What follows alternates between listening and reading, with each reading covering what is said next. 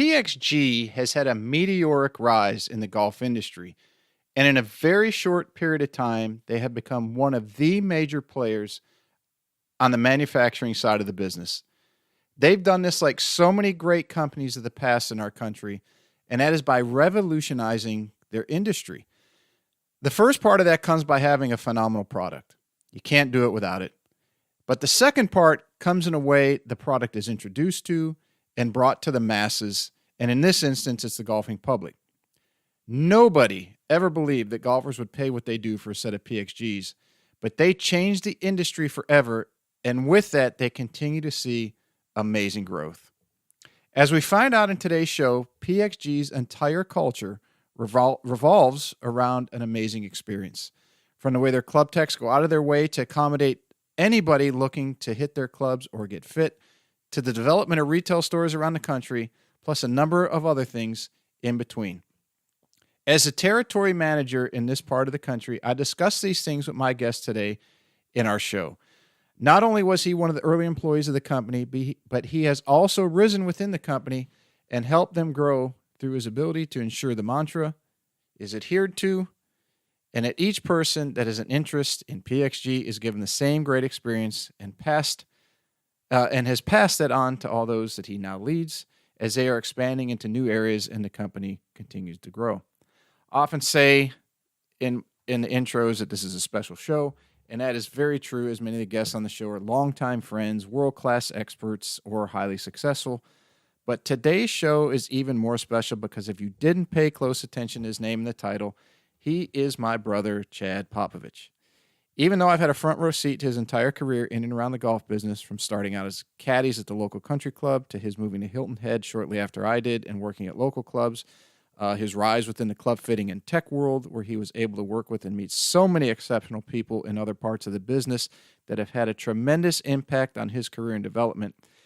It never hurts to have unprecedented networking. I also knew he was good at what he did because the proof was in the pudding, where others would speak to his ability to help them with their equipment and their games, but I never realized how good he had become in his current position of territory manager. He was fortunate enough to get on with them in the early stages of their growth and has risen as the company has as well. In today's show, he gives an inside look at what the day in the life of manufacturer's rep is like, how PXG has been able to distinguish themselves by focusing almost completely on the customer experience, and how he has helped grow that business in his territory.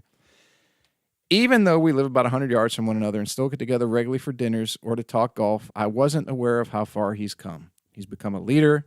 He's developed a tremendous amount of trust with those he manages and has helped make PXG into an industry leader.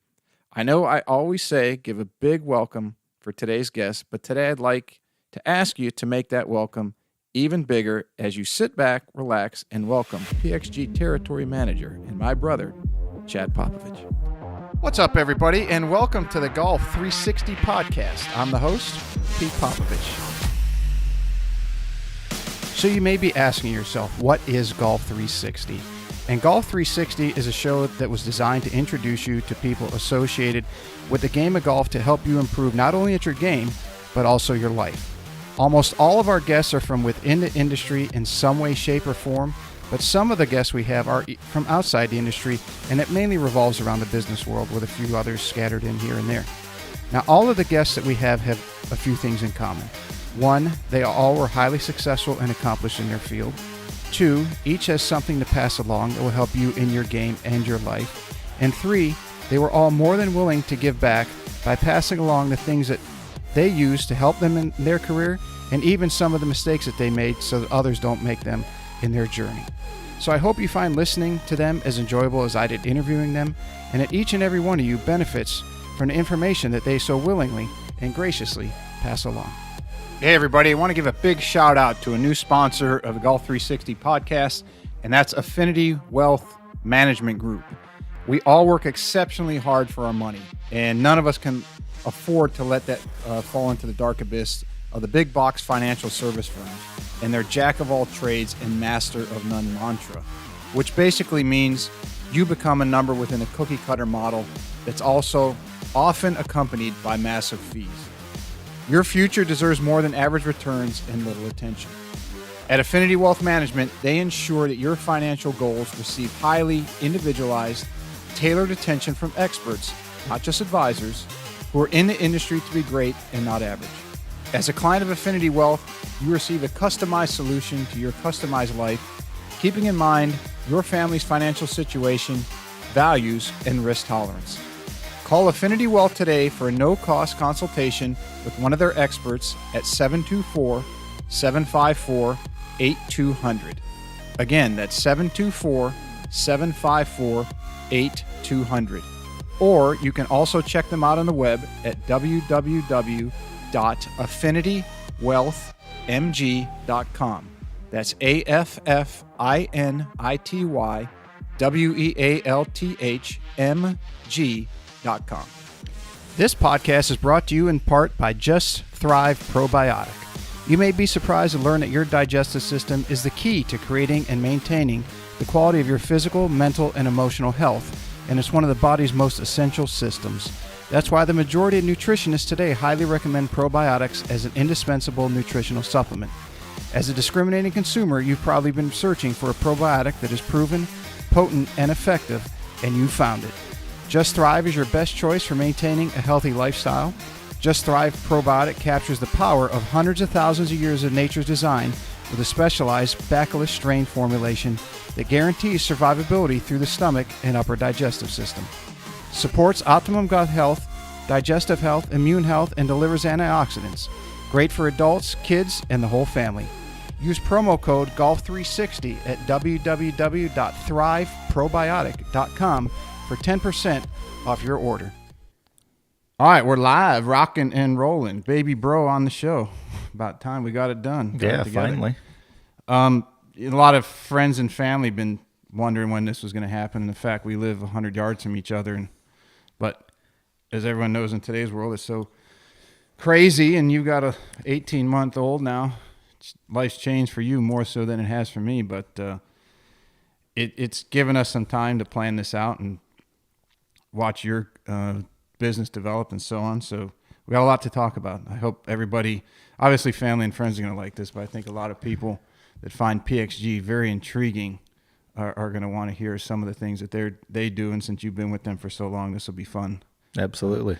Let's just jump into PXG since that's what probably a lot of people are going to be so curious about.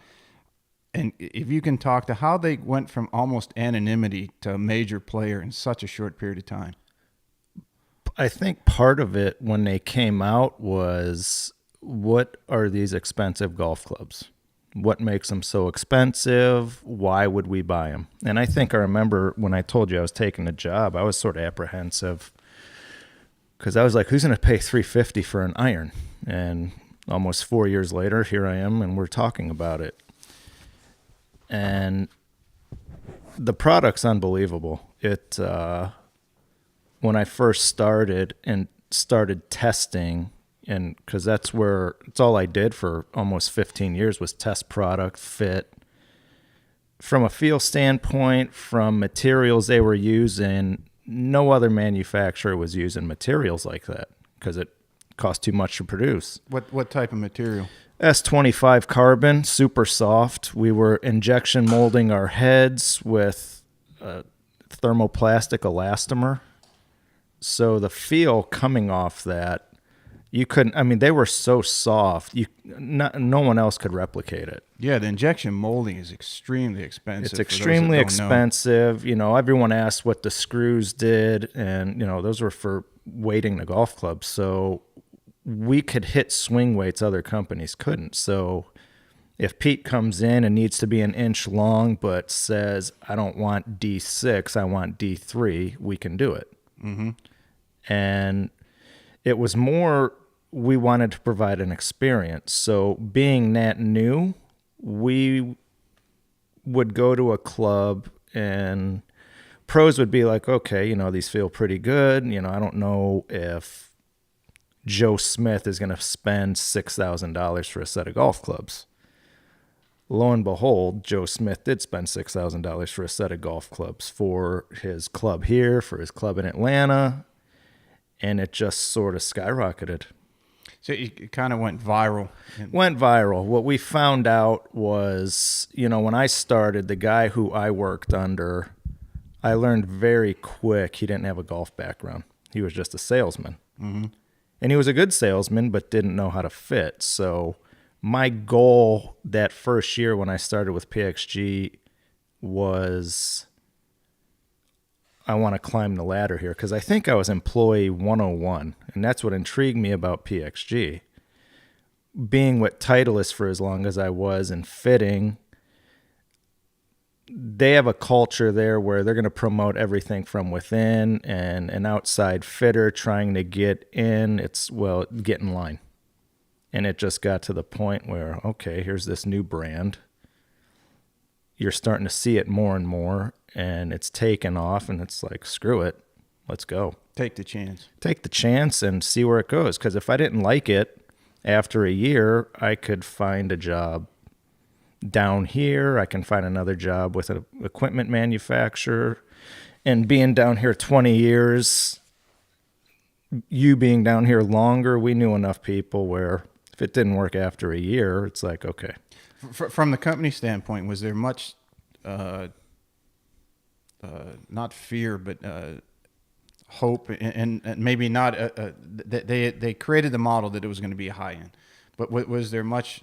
Did they feel like they were assuming some risk in going after, or basically creating a whole new level stratosphere? They created a whole new market. Right. Was there any apprehension? It couldn't have been apprehension. They would have invested so much in it. The first mobile fitting van, the proof of concept was Texas. Mm-hmm. And I think the guy in Texas did $600,000 in 5 months. Gross sales? And it's like, okay, this is working. The next guy... That was like a model. That was the model. If that model worked out, okay, let's start putting vans everywhere. And, they started growing and growing and growing. And when I came on, I started in, I think, late April of 17.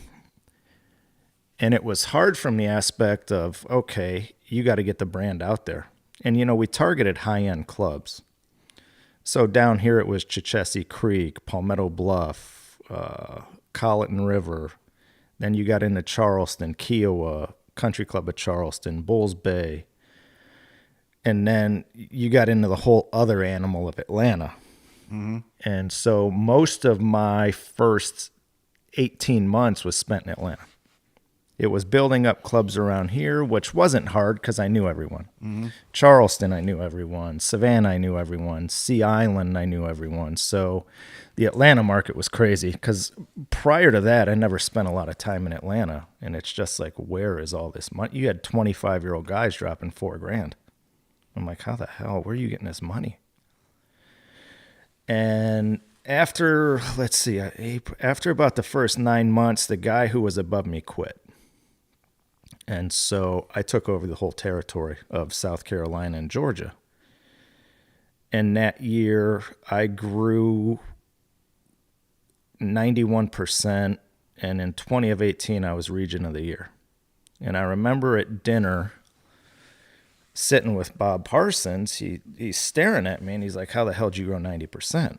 He goes, you went from no one, and then next thing you know, you're 90% growth. You sold over $1.1 million out of your van. How'd you do it? It was just work. Now it was taxing. I think I put 78,000 miles on the van that year. From April? No, from in 2018. So from January of 2018 to December of 2018, 78,000 miles. Yeah, that's some serious driving. I had over 1 million Hilton points. If that says anything. For anyone out there that's in the rep or the salesperson world, 1 million miles is pretty impressive. Yeah, 1 million points, and but it was all worth it. I'd do it again. I'd absolutely do it again. And the people I've met, the connections. I mean, a lot of these customers I have. 2 of my best customers are actually really good friends now. One in Atlanta, Brian Kelleher, owns an electric company. We become great friends. Sean Kent, who's a lawyer in Charleston, great friend. And I mean, Sean's helped me out of some traffic violations. along the way. But yeah, you're bound to get one when you're driving 78,000 miles. so it was hard. It was a lot of time away from home, but at the same time, the gratification from growing that much and being part of something new. And it was acknowledged, and I was challenged to make the Atlanta market $1 million, and I did it. What a lot of people don't get, I had firsthand knowledge since you're my brother, was and you saw me doing something similar when I was chasing the PGA Sure. Tour stuff. And it's one thing to drive 78,000 miles where you're gone for, let's say, a month at a time, and then you come home for a week and you're gone for a month. It's another thing to do it where you're gone for 3 to 4 days, then you drive home, then 3 or 4 days later you drive back, or 2 days later you drive back, and it's just a constant back and forth. That the wear and tear. I remember vividly one account of, I'm in Myrtle Beach for 2 days, and I had one of my biggest accounts call. And it was in Rome, Georgia. And, hey, I got 6 guys, and they can only be here tomorrow. And it's like, let me look at a calendar, and I'm like, shit. Rome, Georgia is 7 hours from here. Mm-hmm. And some of you that don't know, Rome, Georgia is north of Atlanta. It's right about an hour and a half. 70 some miles. And the worst drive in the world is either Charleston or Myrtle to Atlanta, because there's just no quick way. It's back roads till you get to 95. Then you got to cut over. And I got out of Myrtle at about 4 o'clock. And of course, Murphy's Law, getting near 95 to 26, accident. So I get into Rome at around 2 in the morning. We start at 8. And it was a massive day. It was worth it. But I look back at stuff like that, and would I do that now? Fuck no. There's no fucking way. Zero chance. How do tell everybody how the PXG models differ from the industry standard? In what way? The clubs or the model? The model that you guys use. Okay, so you grow 90%. It's new, but it's not going to grow 90% if it's just copycatting any of the other players in that segment of the market. We shied away. So our roles were, every big company, Titleist, Cobra, TaylorMade, Callaway, Ping, they had their reps. They had their sales reps. But they also had fitting specialists. So, and that's how I started, as a fitting specialist for Cobra and then Titleist.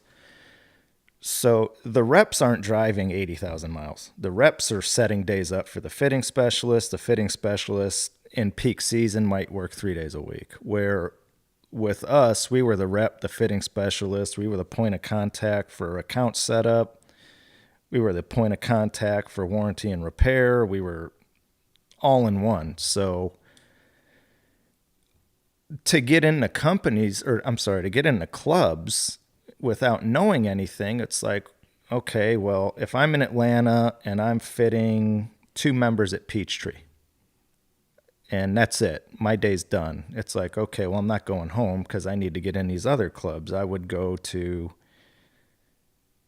good one, TPC Sugarloaf. That was one of our signed locations. So it's go meet the pros. Go to Capital City Club in Brookhaven, where Steve Archer I knew because he was down at Frederica when I was doing a lot of Titleist stuff. So it's talking with him, and it's just, look, you have any members that want to get fit? Here's my card. I'll come out and fit that one member. And they were sort of, huh?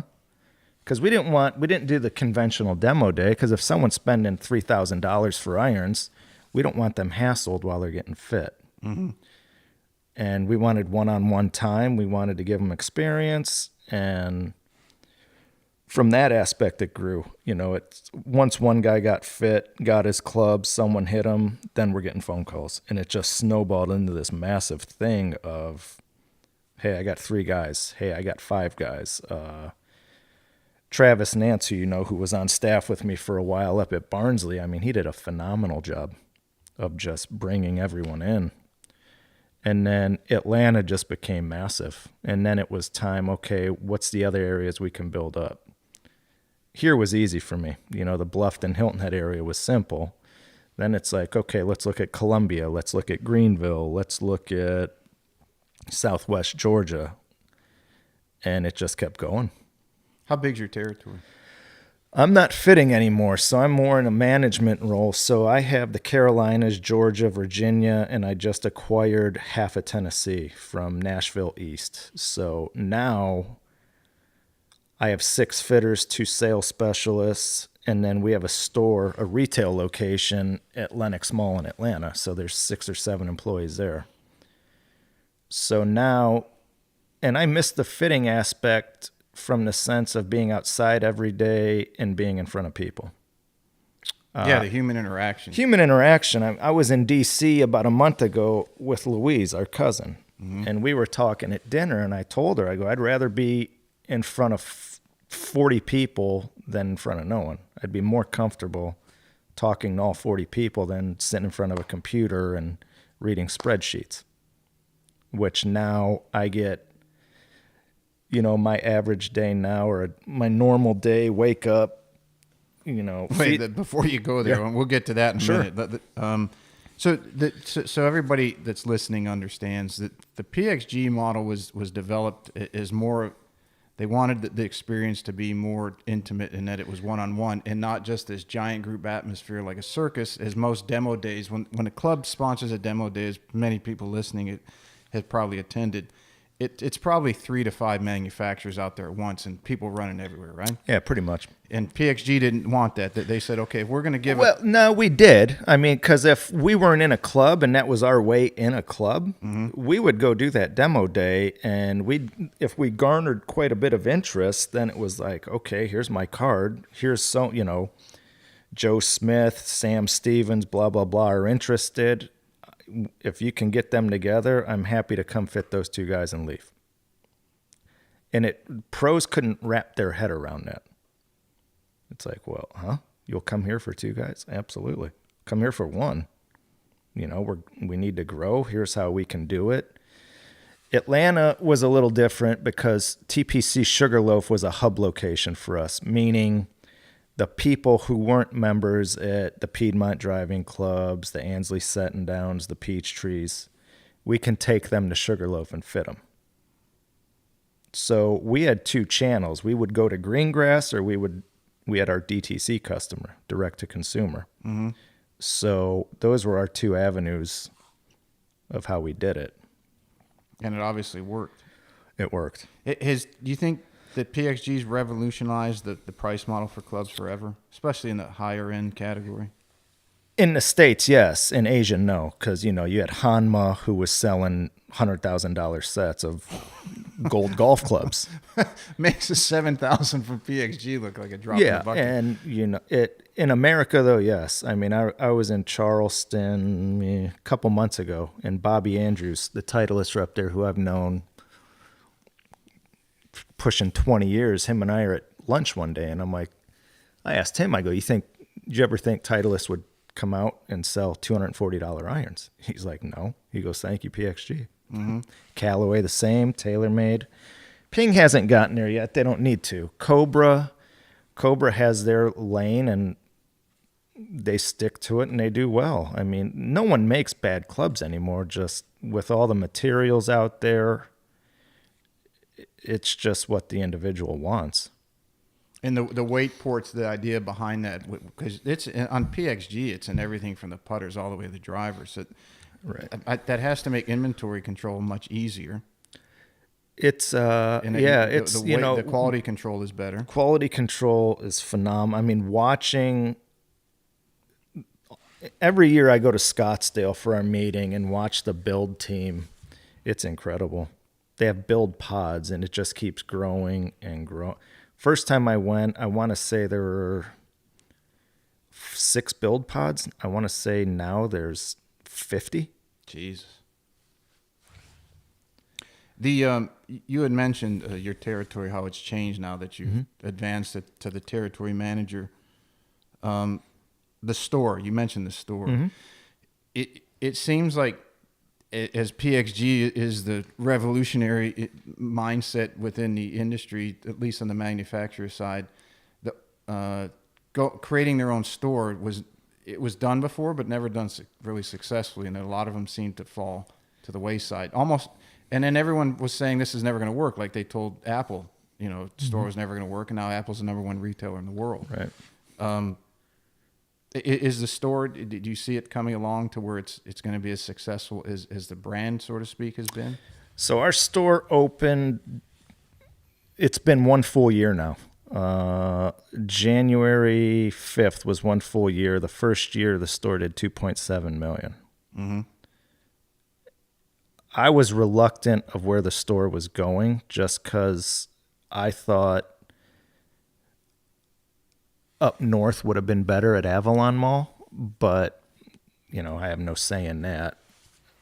Chicago was the first store, and it's literally in an industrial park down from Northbrook Court. You'd never know it was there unless you saw a van. Seattle, I believe, was 2. We were 3. Minneapolis was 4. They opened a second store in Arizona, and then Dallas is getting a store this coming year. So that model's working too. That model's working. Well, there's no excuses from the field guys anymore. Like, especially my fitter in Atlanta can't say, well, it's raining, I got to cancel my day. No, get him another store. Mm-hmm. There's no weather. There's no, if it rains, guy can't, if he wants to cancel, he's going to cancel, but we can drive all that business to the store. So the stores have their own fitting. Stores are, the Minneapolis store's 7,000 square feet. It's massive. Our store in Atlanta, I think, is just under or just over 3. But there's 2 hitting bays, putting greens, apparel, and I was shocked. I wasn't shocked, but I was pleasantly surprised. And before COVID hit, we were doing all these events. Because I would go to all the green grass accounts in Atlanta and just say, hey, look, one of the first places I went to was Peachtree. Because I have a very good relationship with them, and Collier Smith's the first assistant, and Don Perno, and I just flat out told them, look, whenever you guys want, if it's raining, you need to do a lesson, bring them to the store, because the store to Peachtree's 8 minutes, and Perno's like, wait, if it's raining, I got someone who wants to get fit. If he goes to the store, you're gonna fit him, and charge it through me? Yeah. He's like, shit. Sounds great. And then, we can do product seminars, so we can get all the PGA guys their points. So we would do product seminars, parties for all these accounts. And it was a home run. You had worked for Cobra and Titleist as a fitting tech. Mm-hmm. How does because every company has its own culture, their own mantra, and it's kind of what they stand for, right, in the industry. Cobra is a little more hip, Titleist a little more traditional. Correct. What's the culture like at PXG? Is it the revolutionary like the advertising is, and what the products are? Or is it was, when I started with Cobra and Titleist, it was Titleist wanted you clean shaven. They wanted, buttoned up, clean shaven. They projected this image, which was fine. I had no issue with it. Cobra was fun. PXG was like the black sheep of the golf family. It's like, we don't give a shit if you have a goatee braided. If you're selling, go. Mm-hmm. And I'd never really grown a beard. I grew a beard, and guys are like, we didn't even recognize you. It's like, and it was just, they don't, be respectful, obviously, with the accounts. But other than that, the culture's fun. It's very, very fun. Having an owner like Mr. Parsons, who he's out there in a good way. Mm-hmm. From the standpoint of him, how he takes care of the employees, it's incredible. The benefits are phenomenal. We pay for nothing when we're on the road. It's all expensed. I talked to the Cobra rep. You know, he's 1099. He's out of pocket when he travels. Some of the other reps aren't like that. Some are. And it's just, you know, I mean, I can't tell you that first full year I was with them, how much I've spent in hotel rooms. 1,000,000 miles worth. I had 1,000,000 points at halfway through December. So then I switched over to Marriott, and now I'm at like 700,000 with them. Mm-hmm. But I mean, and then per diem for food, you know, it's, hey, you have a good day, take the guys from the club out to dinner. You know, if you're going to go out and have some drinks, spend $200 on an Uber. We don't care as long as you're not in that van. And, you know, one of the things for me was if I was in that van, I didn't drink. I was too afraid of getting pulled or getting a DUI, and it wasn't worth it.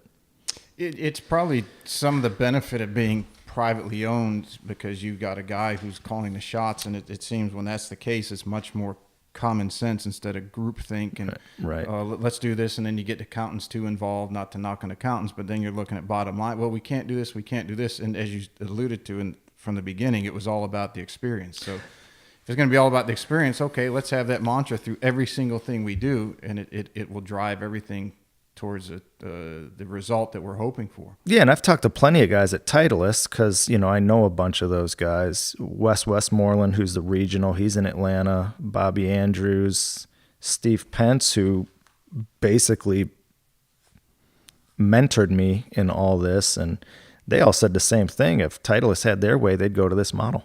Mm-hmm. And, you know, the rep's the rep, but it's all about selling golf clubs. Right.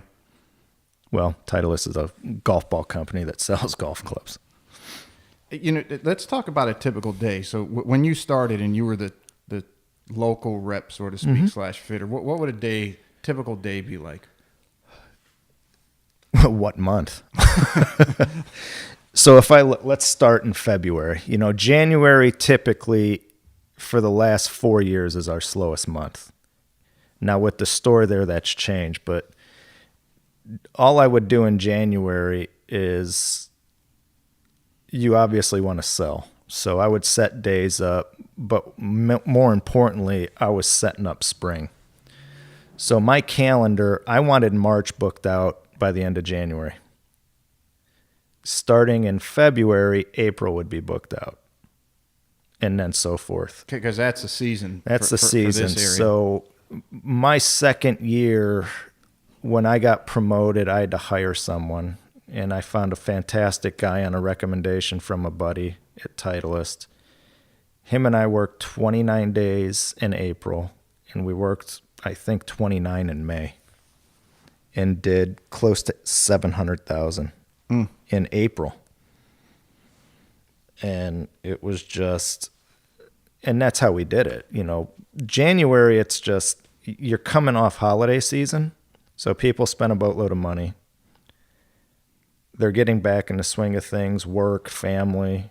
And in today's world, everything's done in advance with the technology age. Sure. That they're as the holiday hangover, I call it, is they're sitting there paying their bills and doing everything, and usually the weather is not as conducive at that time of year, even in this area, to do a whole lot outside. But they're planning, as you said, what they're going to do in March, what they're going to do in April. Correct. You know, family vacation, spring break, right. All that stuff. So when I got promoted, then it was like, okay, I don't need to worry about South Carolina and Georgia. I've been doing it almost 3 years.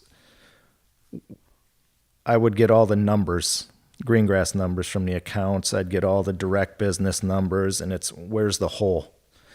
And when I first started, the hole was Northern Virginia, that D.C. area. And I would look at the numbers, and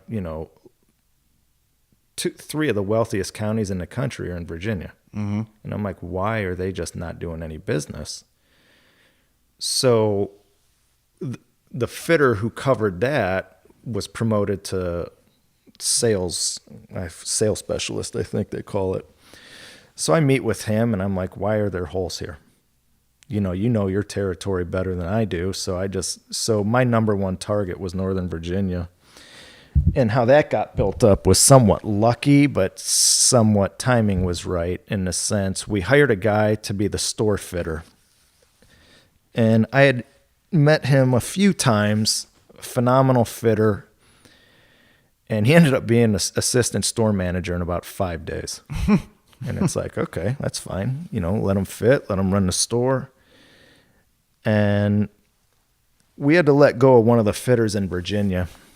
Wasn't working out, and Matthew's family, his children are there, and he goes, I'd really like this job.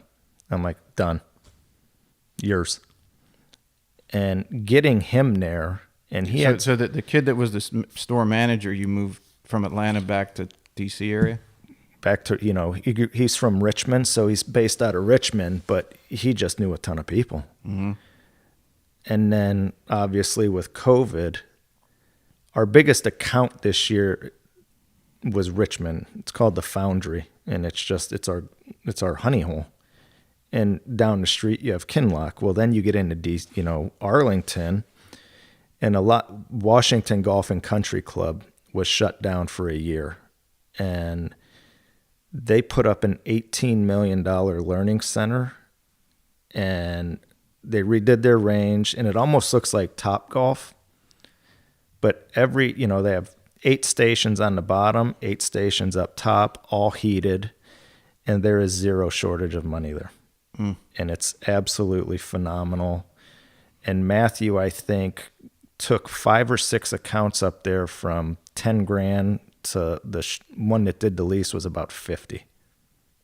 So right person, right time, get him in there, and just took off. What is a typical day for a fitter?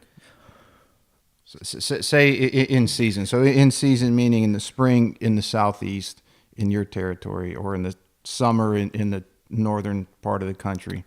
Typical day for them is, and I'm lucky because these guys they're very professional. They know what they're doing. They're good fitters. And I was asked by my boss, well, how many team calls do you have a week? I go, none. Why? They're grown-ups. If they don't know how to do their job, I'll fire them. I go, I don't mean to sound like a hard ass, but they know this. If I have to check in on them, then typical day for those guys, we have these hub locations. So all a hub is to drive traffic to that hub. So if we can't get to Washington Golf and Country Club, but they have a member who wants to get fit, and our Virginia fitters at River Creek, which is our hub, well, it's 20 minutes away. Well, we can't get you to, if you want to get in today, here's an availability here. Mm-hmm. If not, it's next week. So these guys are bouncing around the hub locations, and people book online. So if they open, like our hub down, our fitting studio here is Berkeley Hall. So they can go online, they can see, Berkeley Hall's open March 18th, and their fitter's going to be there from 10 to 4. Well, a guy can pick it up or go online, pick 2 o'clock, he's in. Then our hub in Charleston's Daniel Island, Pawleys Island's Dresser Golf Academy.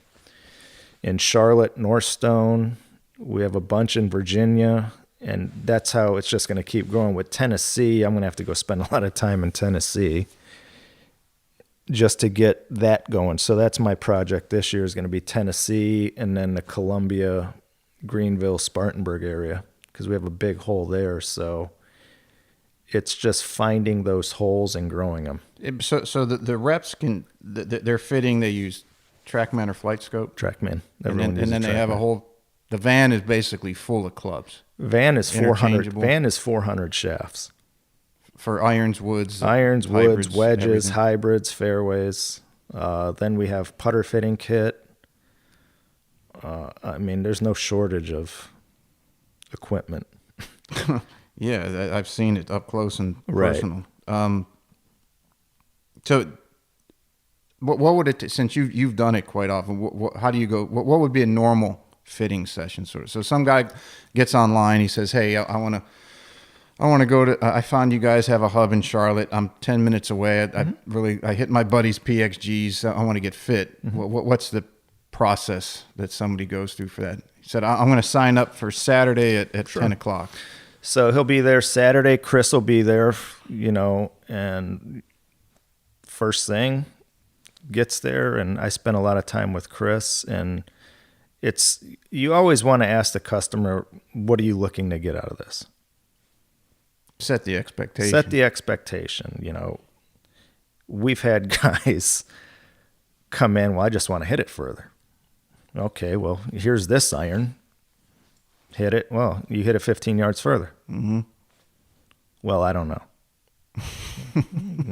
What else do you want? That's why we're here. And so you get, today too, it's a distance craze. You see it. We've talked about it. But you look at where all these companies are going, 7 irons are 28 degrees. Yeah, it's an old 5 iron. Right? So, one of my closest friends, Ben Showman, who's the tour rep for Cobra, him and I talk about it all the time. It's like, are you going to sacrifice playability to hit one iron, to hit your irons 9 yards further? Because if you can't hold a green, now you're 10 yards over, you're in the water, bunker. So it's just based on an individual and what they're looking for. If they just want to hit it further, okay, here we go. And we'll hit it further. The better players are very specific. Those guys are either very, very easy or very, very difficult. There is no in the middle with a better player. And when I mean better player, I mean like a true scratch golfer. Yeah, they either know what they want or they're so finicky that it's like you tweak something. No, I don't like this. Tweak it again. Tweak it again. I don't like it. I mean, I remember vividly one of my fittings at Peachtree, Harold Wyatt. Harold's extremely successful and a phenomenal player. Harold played the Nike Tour back in the day. Mm-hmm. Harold comes out, and I'm sitting with Don at Peachtree, and Harold's expecting this extravagant fitting. So Harold has, I want to say he had one of the first Titleist blades, X100, and Harold could move it. Harold, how long have you had these clubs? 9 years. He goes, I just keep getting new ones. All right. What are your specs? Half long, 2 flat. All right, hit this. He's like, it's amazing. I'm like, you're done. It's like, what? You're done. Well, should I try? I go, Harold, you've been in that same club 9 years, same specs. Why am I going to mess with them? He's like, all right, order 'em. Right. Literally 5 minutes. Some other guys, it's that don't know, like, you have to name names. Yeah, like the electric guy who became a really good friend of mine, Brian, in Atlanta. He don't care. I met him at Chichessie Creek, and he had just bought brand new AP3s. It's member guest, and he's taking the plastic off them. Comes walking over. I just want to see what these are about. Yeah, hit yours. He's like, I haven't hit them. I just got fit. Watching him hit. I'm like, Brian, hit this and just swing away. And he's like, what the shit? I'm like, where'd you get fit for these? And I forget what he said. And he's like, fuck this, order me a set. I'm like, you haven't even hit those. He's like, I don't care.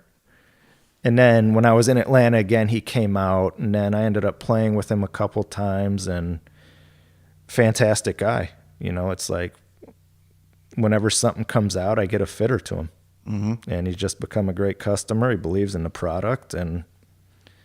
But it's finicky. I mean, we'll have women come out and, we're here for a full bag. Well, you don't need a full bag. Based off your speed, here's what you need. Obviously would love to sell you a full bag. At the same time, you don't need it. You need 11 clubs, and that's it. So it's been fun. The fitters, their typical day, I help them out as much as I can. I deal with more of the bullshit, though, that I don't want them to deal with. The problem solving. Problem solving. Their job is to go out and sell golf clubs. Their job is not to deal with, Country Club XYZ's accountant. I'll take care of that. They don't need that added stress, especially if they're on a range for 8 hours and they got to drive 4 to their next stop. They don't need to deal with that. I handle all that. with employees, I think what you said you had. If you count the store, almost 12 or 13. How do you keep them motivated or incentivized? When I started, I always set goals. So my first year, get promoted. I had no clue after that first year that I was going to be Region of the Year. It's challenging them. You know, I get all their numbers. I get their monthly numbers of what they sold. This year, I set their numbers for them. I talked to each one individually, and I'm like, here's what you did in March of 20. Now, granted, we lost 2 weeks because of COVID. We lost our biggest, so we basically lost 2 massive months, which in a way I'm not upset about because we grew last year 118%. And then this year they want us to grow 30. And so instead of complaining about, well, hey, we just grew 118%, you want us to grow 30, that's my goal. Grow 30. Find business. The fitters, though, I found out, because I'd always sort of worked alone. You know, whether I was at Belfair, the IJGA, I was sort of left alone. All I did was fit people. Yeah, now clubs. You've got employees under you, a dozen people. Now I got a dozen people, and you have to talk to each one of them differently. Mm-hmm. I can't speak to the Atlanta fitter the way I can speak to the Charlotte fitter, or the store guys are different altogether. So all good guys, you know, I talk to everyone with the exception of the store because, you know, we have a store manager, we have an assistant store manager. They're doing really well. So I check in on them, you know, once or twice a week. All my field guys, though, I talk to every day, each one of them. Just, hey, how are you? You need help with anything? If there's anything I can do, let me know. And, you know, I'll get phone calls at 6 at night. They'll get a nasty email from an account, and don't worry about it. I'll take care of it. So they're motivated enough. I know, you know, a big thing when I started, I always wanted to sell over $1 million out of my van. Mm-hmm. And I bring that up to each of them, and I think all of them can do it this year.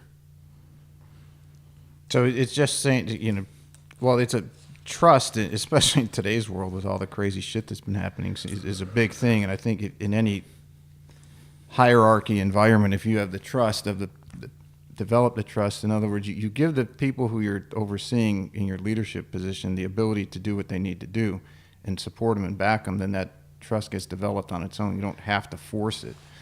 And they'll go above and beyond what they need. Sure. And it's, you know, I was lucky in the sense that I got to hire everyone. You know, the Charlotte sales rep, McLean Boyd, I've known 10 years. I remember I knew him from when he was with Cleveland. You knew his father, Bob. Mm-hmm. The Atlanta fitter I hired. The guy to take my place when I got out of the van I hired. The Virginia fitter I hired. So the Charlotte fitter I hired. Hired some of the guys in the store. So if it doesn't work, it's on me. Now, at the same time, if it doesn't work and I don't feel like it's working, I can go to my supervisor and say, this isn't working with him.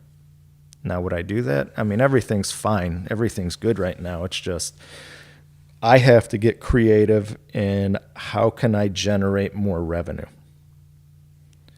So it's, you know, certain segments of my market where, okay, this area is lacking something. How do we build this area up? And so far, so good.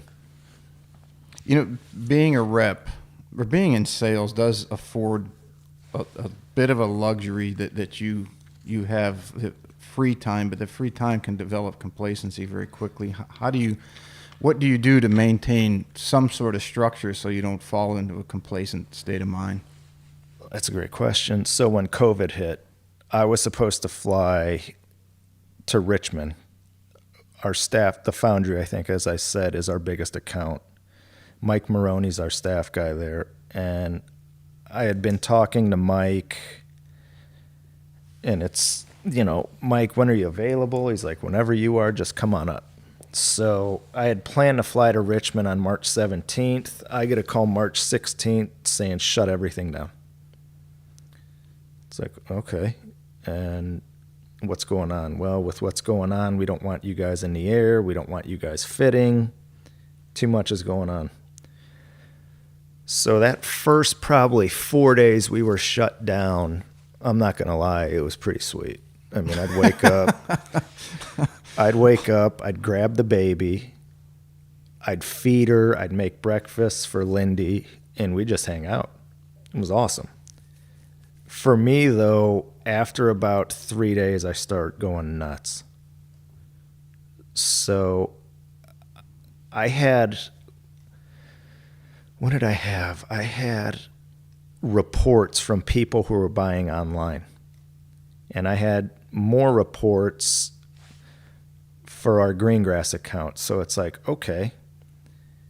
And we discounted our clubs for COVID, Just to keep money coming Just in. to keep money, and we didn't close the build department where everyone else was shut down. Mm-hmm. I know Ping quit selling product because they had a new product launching. So they were down for 6 weeks. And I had all the guys, I'm like, go through your fitting sheets and let's just start calling people. And not so much as a slimy sales rep, but hey, wanted to thank you for purchasing, blah, blah, blah, right?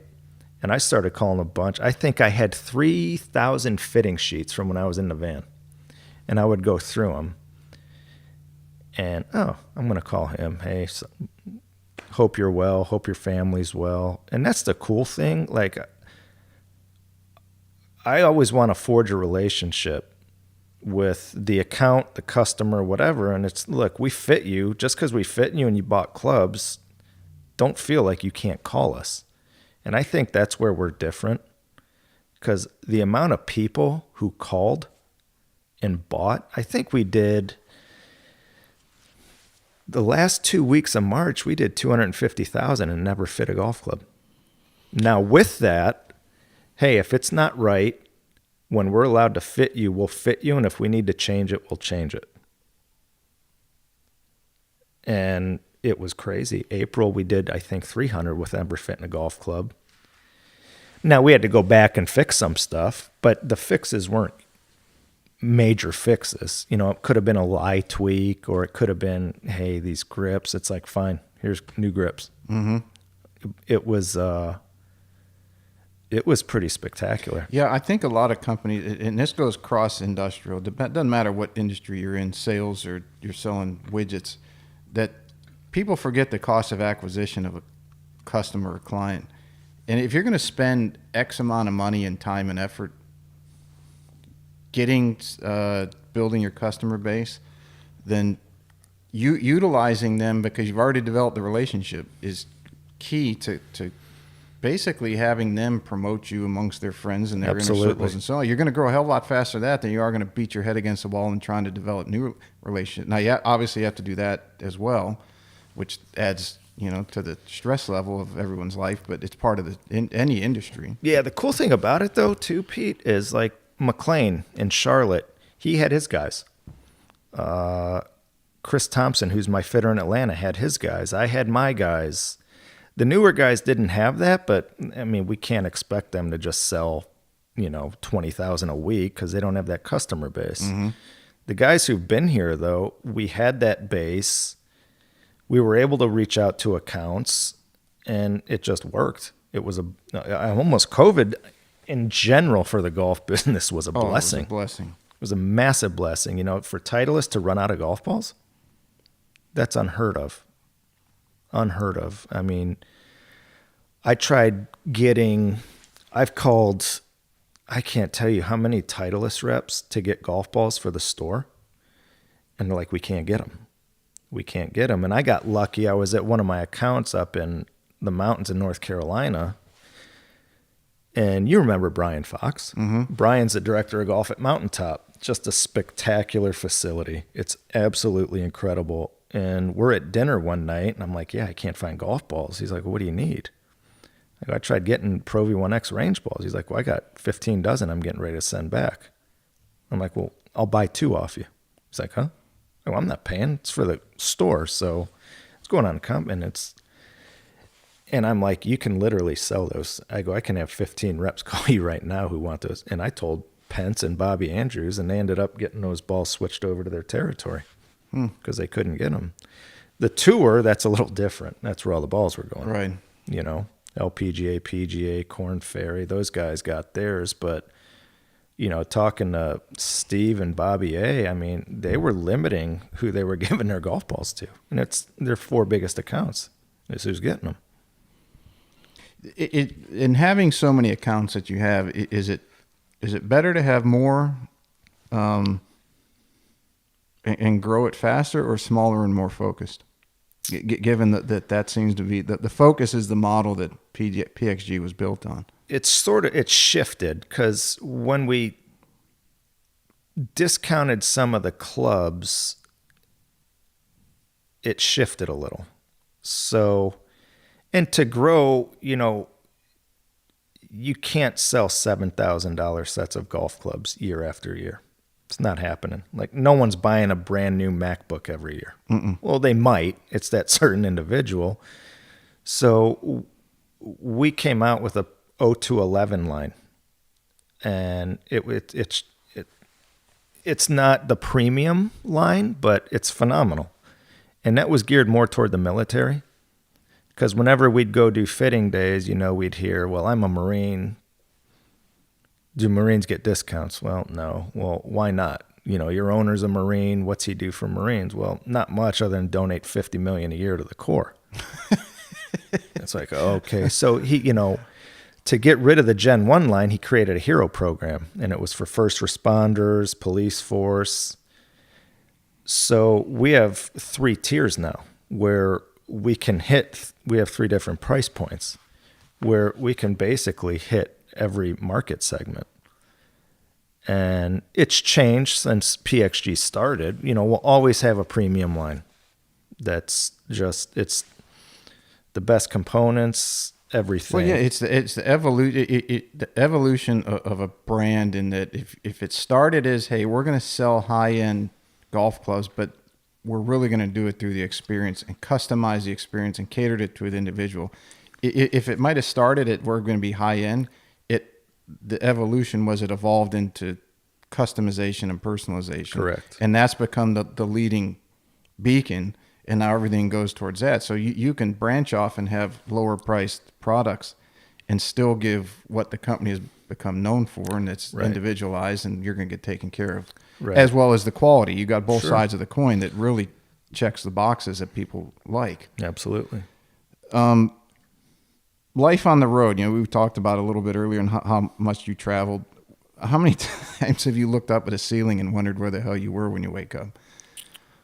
Which is I remember those days from playing tour golf, and it's a scary feeling and it's an exhilarating feeling all at the same time when you realize where you are.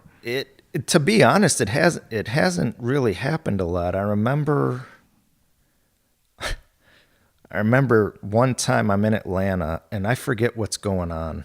Football games going on. You know, and Atlanta has a ton of conferences. You know, you have Cox Media, Home Depot. And I'm looking for hotels. I'm in Buckhead. Actually, I'm by where the store is now. I'm in Buckhead eating lunch, and I'm just trying to find a hotel. And I always used apps because it's just easier to book on an app. So I'm sitting there, nothing. The closest hotel is Flowery Branch, Georgia, where the Falcons play. That's an hour and 40 minutes north. And I had to be at Cap City, which is 2 minutes from where I was. And I'm like, there's no way I'm driving an hour, 40 minutes north. Not in Atlanta traffic. No, because an hour and 40 minutes Atlanta traffic could be 3.5 hours. So I'm looking, and in that Buckhead area, you had a Ritz, I forget, there's a bunch. They're all booked, so I'm looking. The Mandarin. Call them. You have any rooms? We have 2 left. I want one. Okay. I go, here's my credit card. Don't care what it costs. Just book it for 2 nights. Perfect. So get over there, check in. I'm at Cap City the next day, and it's probably 100 degrees out. And I think I had like 6 appointments and just ended up staying. Got there at noon, don't leave till almost 8. Get to the hotel, go to the bar, eat half a salad, drink some water, go take a shower, wake up, do it again the next day. Go to checkout, and my bill's $2,000. And I'm just like, fuck me. So my boss at the time, I call Ryan. I'm like, I got a little issue. He's like, what's the matter? I go, there was literally no hotels in Atlanta. He's like, what happened? I go, I stayed at the Mandarin. He's like, how much? I go, $2,000. He's like, you fucking kidding me? I go, no. He's like, what'd you sell the last 2 days? I go, 20. He's like, oh, you're fine. He's like, you're good. He goes, if you would have said 2,000, you would have been paying half of it. I'm like, that's all right. All good. It won't happen again. You know, as you and I have always worked out and tried to eat as healthy as can, minus our cheat days where we eat half a cake each watching a golf tournament or PGA event. How do you find eating and staying healthy while you're on the road? First, my first full year, it was, I went from working out 6 days a week, every day, eating really clean. And then it just got to the point when you're on the road. Because you were doing the keto for a long time. No, right? I didn't start keto yet. I was just eating clean. I mean, I hadn't had fast food in 7 years. First year on the van, I must have gained 15 pounds. I think I got to I went from 205 with a 33.5-inch waist to, after that, probably first 15 months, I was 213 in a 36-inch waist. And then it's like, okay. And, I had some seizures. So I would still see spots once in a while. Thank God, never driving. I was going to Cincinnati to see a neuro. And then I remember you sent me a podcast, a Tim Ferriss podcast with Dom DiAgostino. So I'm listening to that. And then Joe Rogan had him on. And, if you ever want to, eating wise, this and that, the Charlie Foundation. So I got home one day and I go on Charlie Foundation website and I find a lady in Charleston who does all that stuff for children with epilepsy. So go meet her. She's like, what's going on? Tell her. And she's like, okay, here's your meal plan. Here's this. So I get into ketosis within 6 days. About a month later, I'm in Augusta.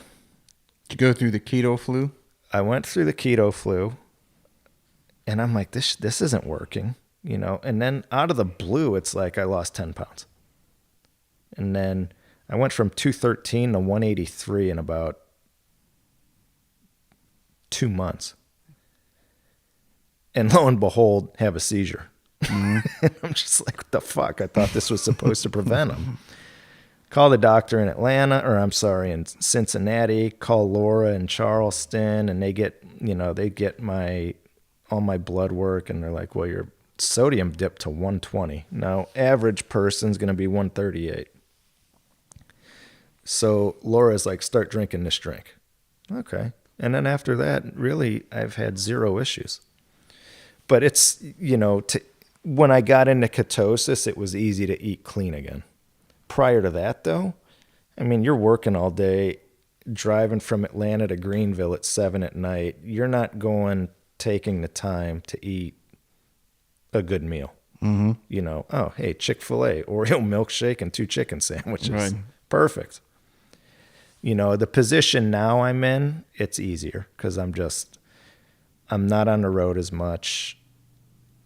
I can do a lot of work from home. Well, not really, because I have a baby who's always tugging my leg, but I can come to your place and work for 5 hours and raid your fridge, or I can go to the coffee shop, grab a salad, sit in a corner, and get my stuff done. But it's difficult. I don't know how guys And I talked to the cool thing was, being on the road that much, we would talk to other reps. Like I'd talk to Kyle, who was in Ohio. I'd talk to Nick Petrolia at the time, who was in Southern California, McLean, who was in Charlotte, Aaron in Tennessee. And, what are you doing? Kyle, I'm going through Wendy's. And then I'd hear, can I get 3 doubles? And it was, or I'd talk to McLean, he'd be at Bojangles, can I get 3 biscuits? I'm like, what the shit? But it made you feel like shit when you're standing outside the next day and it's 100 degrees. Mm-hmm. So something had to change. Yeah, Doc Hollis has got you on the right path now. Right? Yeah, absolutely. So he's amazing. He's awesome. Like I talked to him the other day, and I've gained 10 pounds since COVID. Mm-hmm. And he's like, well, let's try this. Okay.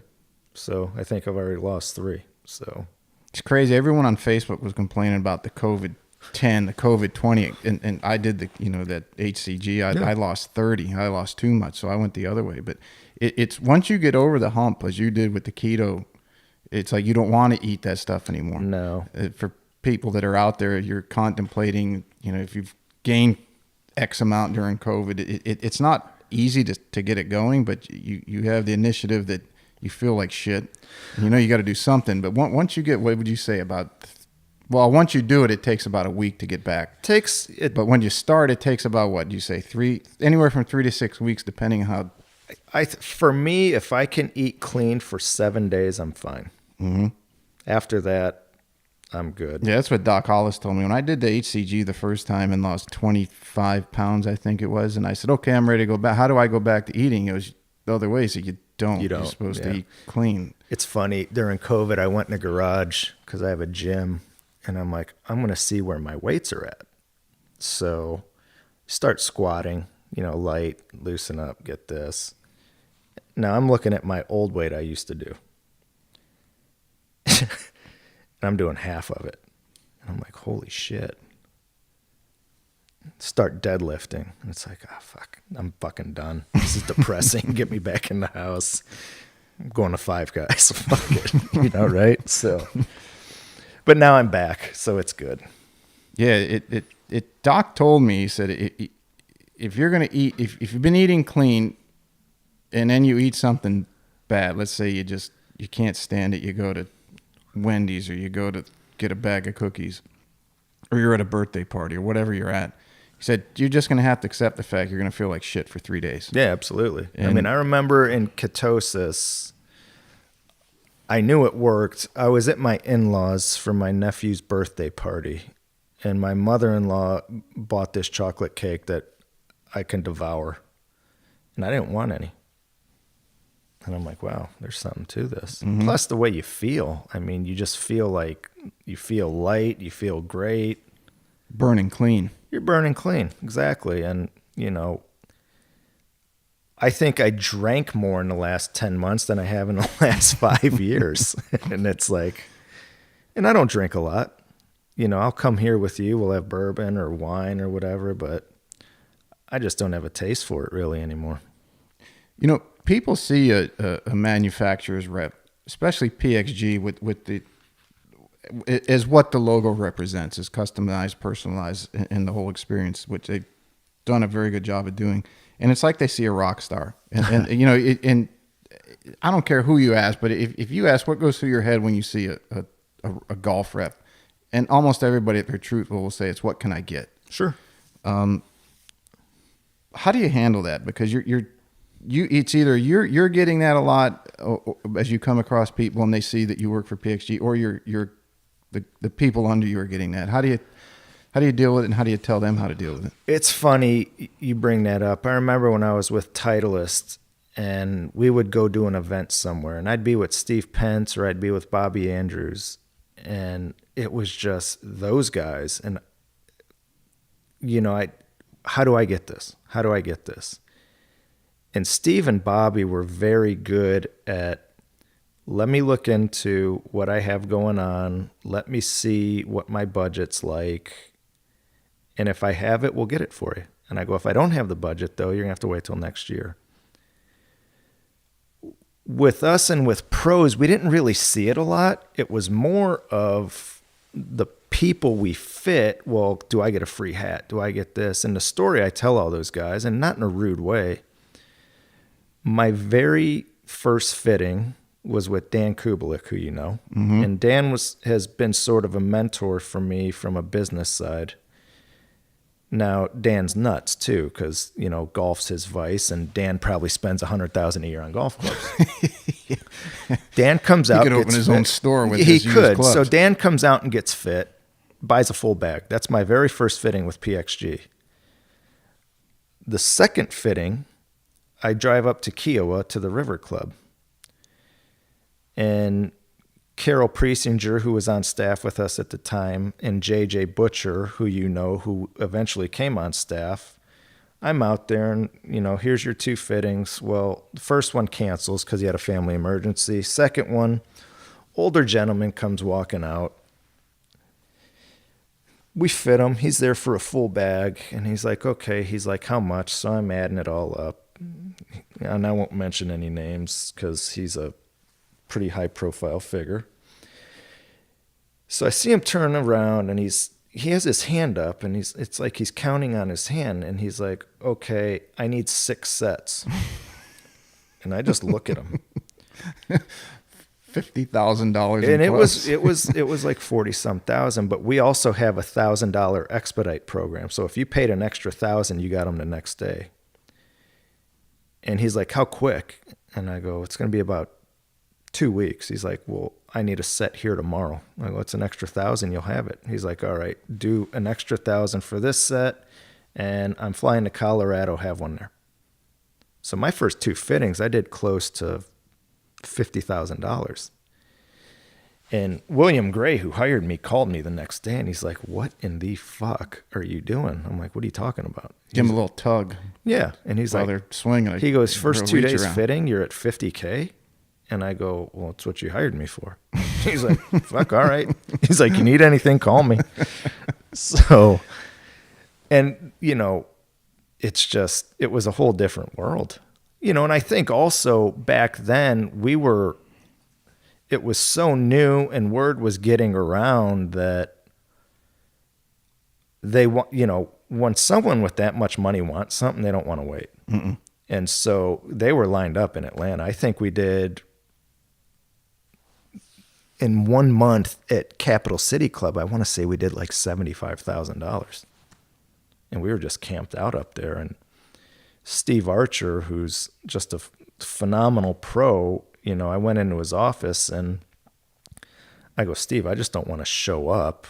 You know, that's not right. He goes, if my members want it, just let one of the guys know and do whatever you want. He goes, you're taking care of my member. I'm cool. Awesome. There's some other pros, though, who aren't like that. And, you know, they get a little twisted if you just show up. I never just showed up. I always, you know, that's just courtesy. Mm-hmm. You know, I learned that down here from you. You know, you always call before you go play. And that's just a common courtesy. So it's nuts. It's absolutely crazy, though. You know, we mentioned a lot of people in your time in the industry, and I obviously seen you in golf. But just talk to a little bit about, because I remember as a kid, I mean, you were a skateboarder, mm-hmm. and you thought golf was like the nerdy sport. But then once you got into it, you really took to it. You liked it. Fuck, I hated golf. I remember getting dragged to Rambler. I'm like, fuck, I don't want to go to Rambler. I want to go play basketball.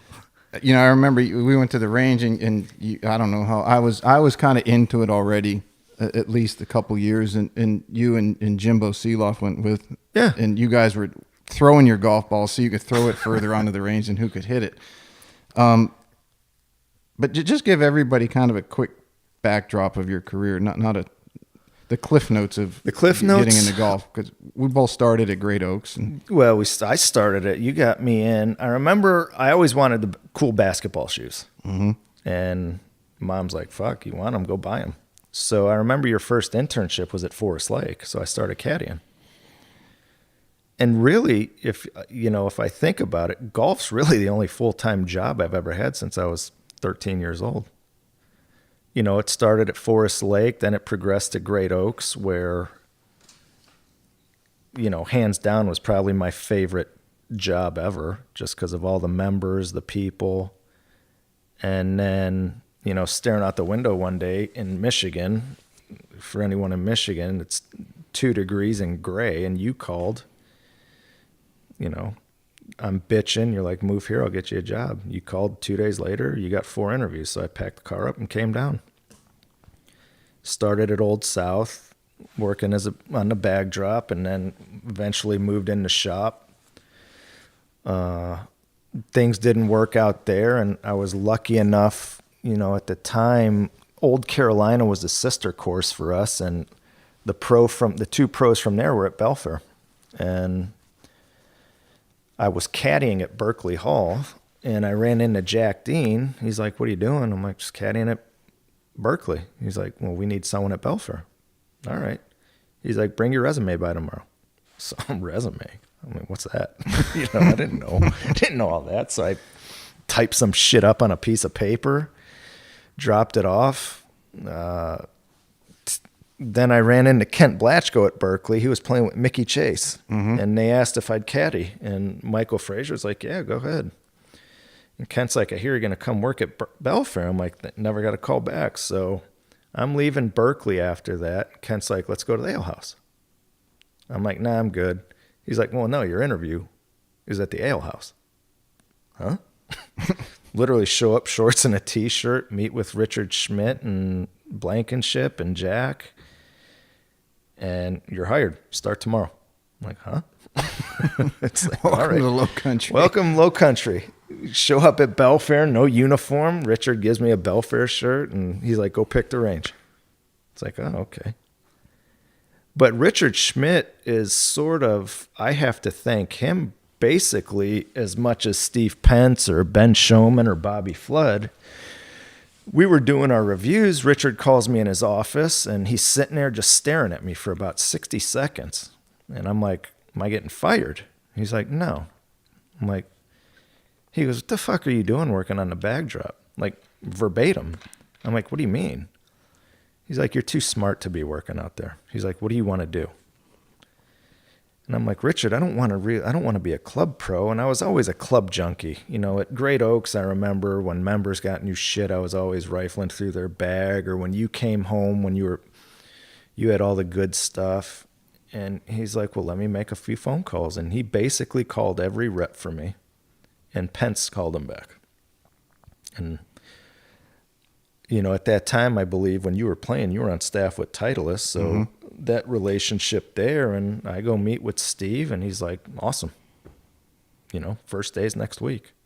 That's crazy, because I remember Steve's first day, because everybody in this area was Wilson going back to the late 80s and early 90s. And for whatever reason, John White was the rep, still is the rep. He's been the rep forever, and great guy. But Wilson segued into tennis. They started focusing on tennis, and they kind of pulled John out of here, or wanted him going to the big cities. And then Titleist moved in. John Screen was Screener was the rep here. Screener's like number 2 in line now. Well, yeah, I was going to say Screener moved up, and they brought in Steve, and Steve had worked for Wilson. Right. And I remember Steve's first day, because Screen came in and introduced me as one of his staff guys, and Pence and I have been great friends ever since. I love the guy to death. It's interesting how, and then Steve's the one that helps you get started with Titleist, and they were Titleist and Cobra back then. They were Titleist. It was all under a Cushnet, and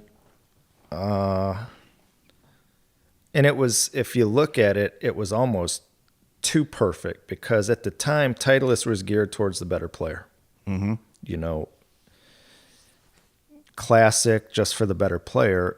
So when we would go do fit days or demo days, well, if the person couldn't fit into Titleist, well, here you go. Cobra, more forgiving, more playable, easier.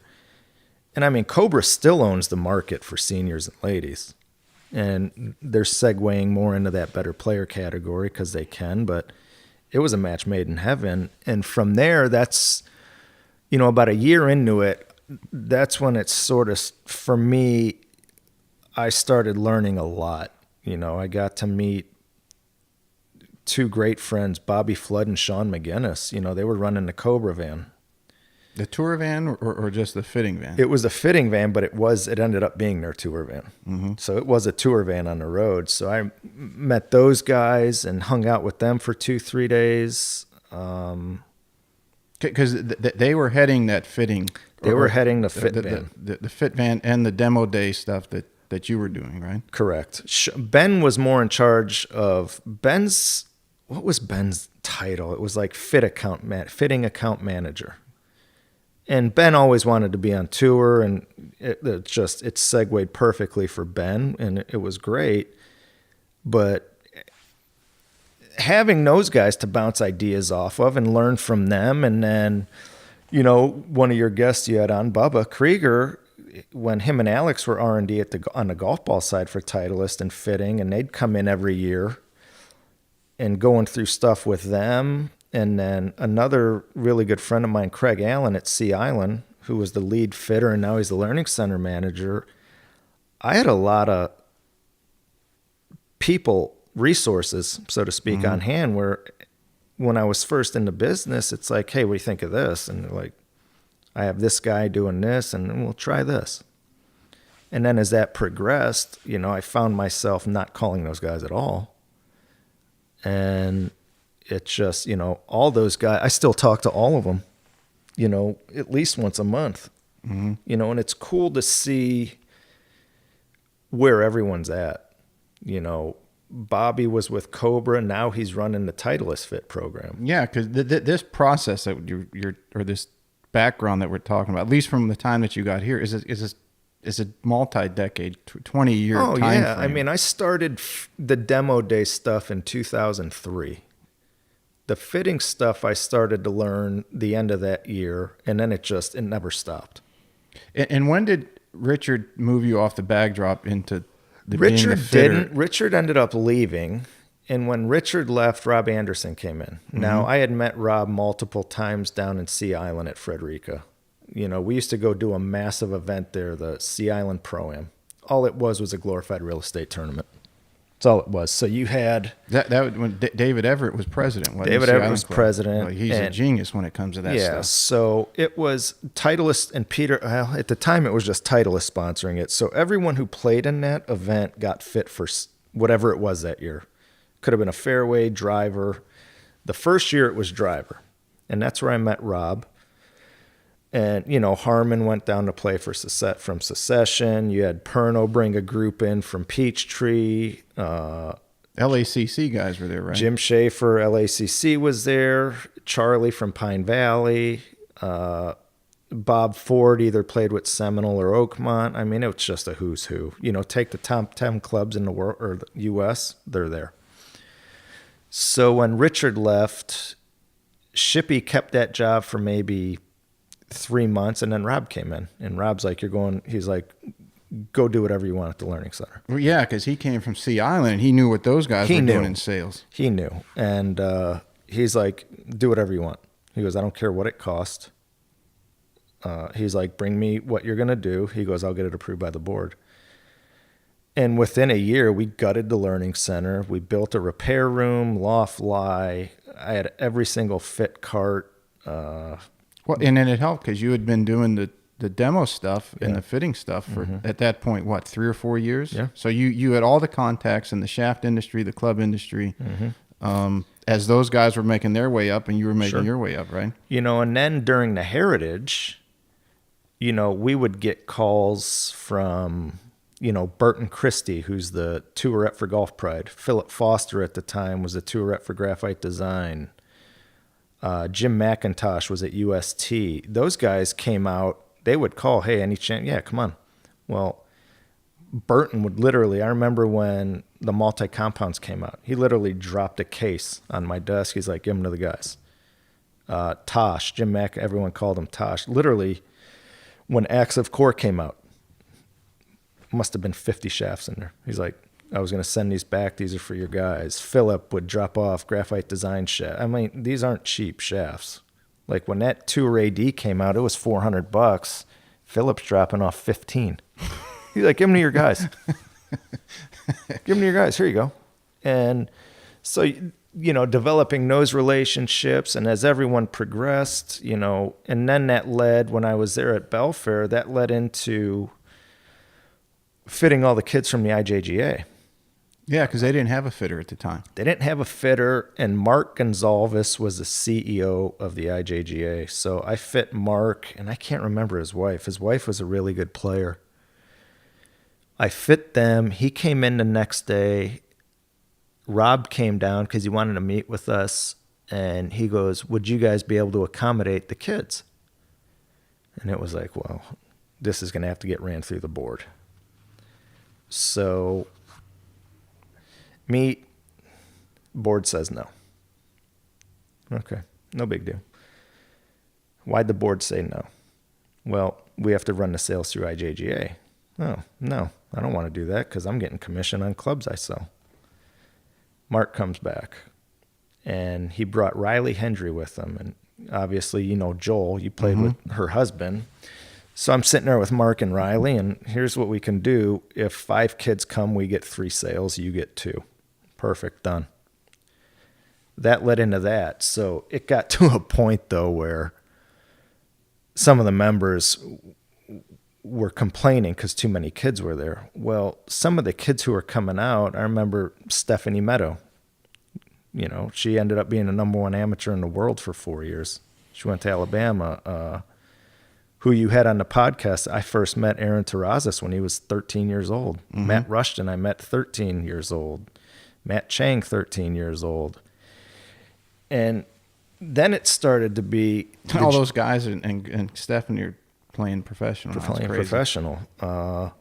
Then I started getting calls from the JPGA. Adam Russian was calling to bring kids from there out. And next thing I know, I'm getting calls from members at Colleton River, Berkeley Hall, Moss Creek, Sea Pines. And it just exploded. And Belfair was getting the sales, right? Belfair was getting the sales. And for whatever reason... No, wait, hang before you go. Were they? So if somebody came from Colleton or Moss Creek, we ordered the golf clubs. You ordered the clubs because you could still get them things that they couldn't get through Correct. If they wanted some special shaft, I was getting it. If I had access to stuff that Colleton River, Berkeley Hall couldn't access. And if they could access it, the price was just to where... The upcharge was ridiculous. Yeah, we're not doing it. Where I can call the guys at Cobra and say, hey, I need this driver with this shaft. They're like, yeah, no problem. And then, I still don't know what happened at Belfair, but I'm glad it happened. What was the change in revenue? Obviously, there was little to no revenue on hard There was goods. little to no revenue, and I think I want to say they were... My first or second year, I think, is when it exploded. I want to say they went from like 32,000 to 150. 5 times 5 times within, we'll call it 18 months. And then by the 3rd year, something, it was Jim Irvin was the director of instruction, and Jim stayed with us for 6 months? Yeah, most of his time here. Shane LeBaron. And I remember vividly, one of the members came up to me and said, you need to go look for another job. Get out of here. And then they were doing a survey on the Learning Center. So I remember calling Billy Sampson. And Billy's like, when are you off? And I'm like, tomorrow. He's like, you need to come over here. Okay. Go to Spring Island, get there, and Mr. Ransom's in his office. The Ernie Ransom. The Ernie Ransom, chairman of Pine Valley for what? Ever. Yeah. From like the 50s, I think. Mr. Ransom's there, and he's like, how are you, sir? I'm very well. And he's like, tell me what's going on. Tell him. He's like, they're going to fire everyone at the Learning Center. He goes, because if you do a survey of one department, there has to be a survey of every department. He goes, so get your shit and get out of there. And Billy flat out told me, Billy's like, come work here. He goes, you're getting fired. I didn't believe it, so I'm like, why would they fire me? Like all this revenue, and Jim was killing it with lessons. Shane was killing it. So a couple of the members came up and even told me. So I remember going to the pro shop, and Rob had sent me a note, and he's like, "Can we talk after work?" Sure. Well, I had already cleaned my stuff out, and Rob was sweating, and the HR manager's talking, and I'm like, "Well, I knew I was getting fired." He's like, "What do you mean you knew you were getting fired?" I go, "I knew 2 weeks ago. I had 5 members tell me." And he looked over and he's like, "Well, we were going to pay you and cover your benefits for 3 months. We're going to cover them for 6. And honestly, it came at a perfect time because it was late March. The Heritage was coming up. Ben had just become the tour rep for Cobra. So he came in. I hung out in a Cobra van all week. And Riley called me. And she's like, "Can you come fit some kids?" Sure. And I told her what happened. She's like, "Really?" So that summer, I believe, late spring, I sit down with Riley and Matt Fields, and they're like, "We'd love for you to come fit all the kids." Really? Okay. And they're like, "Pay-wise, what are you looking for?" And I said this. And I go, "I want TrackMan, blah, blah, blah." And they're like, "Done." And I'm like, "Really?" They're like, "Yeah." And that's when Hank Haney ran it at the time. So from a fitting aspect, you want to talk about getting stuff. Hank was with TaylorMade. Mm-hmm. We had everything. I brought in everything, and we were doing, now mind you, this is with about 140 kids. We did about 180,000 with Titleists, over 100 with TaylorMade, over 100 with Ping. Reps love me. So you went from basically you did 150 within the first 18 months at Belfair. Yeah. I'm sure it probably, let's say it went up to 200 Sure. 3 years later by the time you left. And the IJGA was paying you 3 out of every 5. 3 out of every 5. 60% of the fittings that they were bringing, Correct. They were giving you the money. Right. And now the IJGA says, "Wait a minute, we can bring you in and we can take all 100% of the money, and we're going to do more than double the amount of volume." How is this? That fell right into their lap. And, Riley was phenomenal. She was, I love her to death. I mean, because that was a revenue stream for them they never had. Right. They were always having to pay someone and getting gouged, and now they're keeping all the margin. So let's say they're doing 400,000 in sales. What's the overhead or the profit margin? 20, 30%? You figure at least 20%. Okay, so now they go from doing nothing to 80,000 a year. And I'm more than paid for. Mm-hmm. I pay for myself. And not only that, Plus, you can bring in outside fittings. I can bring too. outside. And they're getting the sale. They're getting that too. So the clubs lost all the fitting revenue. Yep. That's what happens when you have and I remember consensus. the fitter they brought in to take my place, I think lasted 6 months. And I can't tell you, the turnover that's gone on at Belfair over the last 15 years is crazy. I can't believe James has lasted as long as he did. And I'm glad that he got the position he did. It's unfortunately awesome for Ray. Yeah. I'm happy for Swifty too. But that was the best thing that happened, was getting over there. And then, plus working with kids every day was awesome. Mm-hmm. It was so much fun, and that was probably the easiest job I've ever had in my life. How did you go about helping put together the design of the fitting matrix of shafts as you went from older, say retirees or close to it, demographic at the clubs and people who were coming in to see you to now a junior academy? It was they wanted whatever that they saw on TV. They wanted whatever they saw on TV. Money wasn't an issue because they're paying $80,000 to be there basically for lodging and food. That doesn't include equipment. That doesn't include tournaments. Mm-hmm.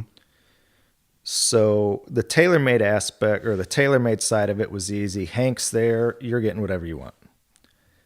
Titleist and Pence saw it. You're getting whatever you want.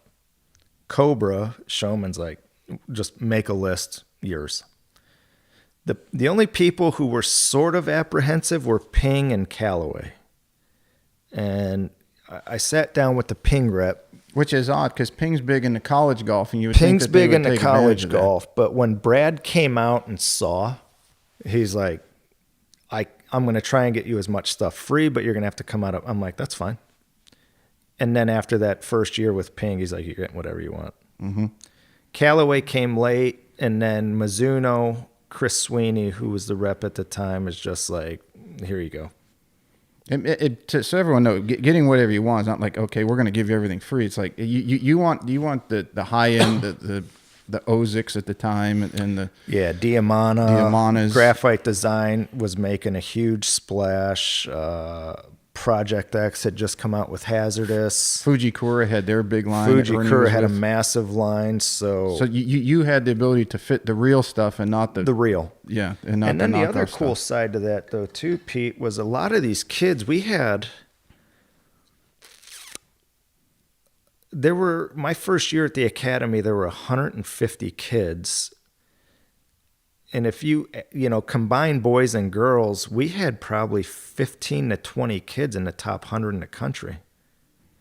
And so there was another avenue for me to reach out to Jim Ahern, who ran the entire amateur program for Titleist. So I would send Jim a note. Jim, got a kid, with the help of Bubba and Alex and Pence, got a kid I think would fit the criteria really well. Have him send a resume. One of them was Aaron, but then Aaron ended up going to Ping. But then, Matt Chang, I remember his second or third year there, made 26 birdies at the Davis Love Invitational at Sea Island. And I remember Davis Love asking, like, who the hell is this kid? It's like, he goes, in 3 days, I'm not making 26 birdies here. Unfortunately, Chang might not have been able to count the amount of birdies he made. No, Chang was so stupid.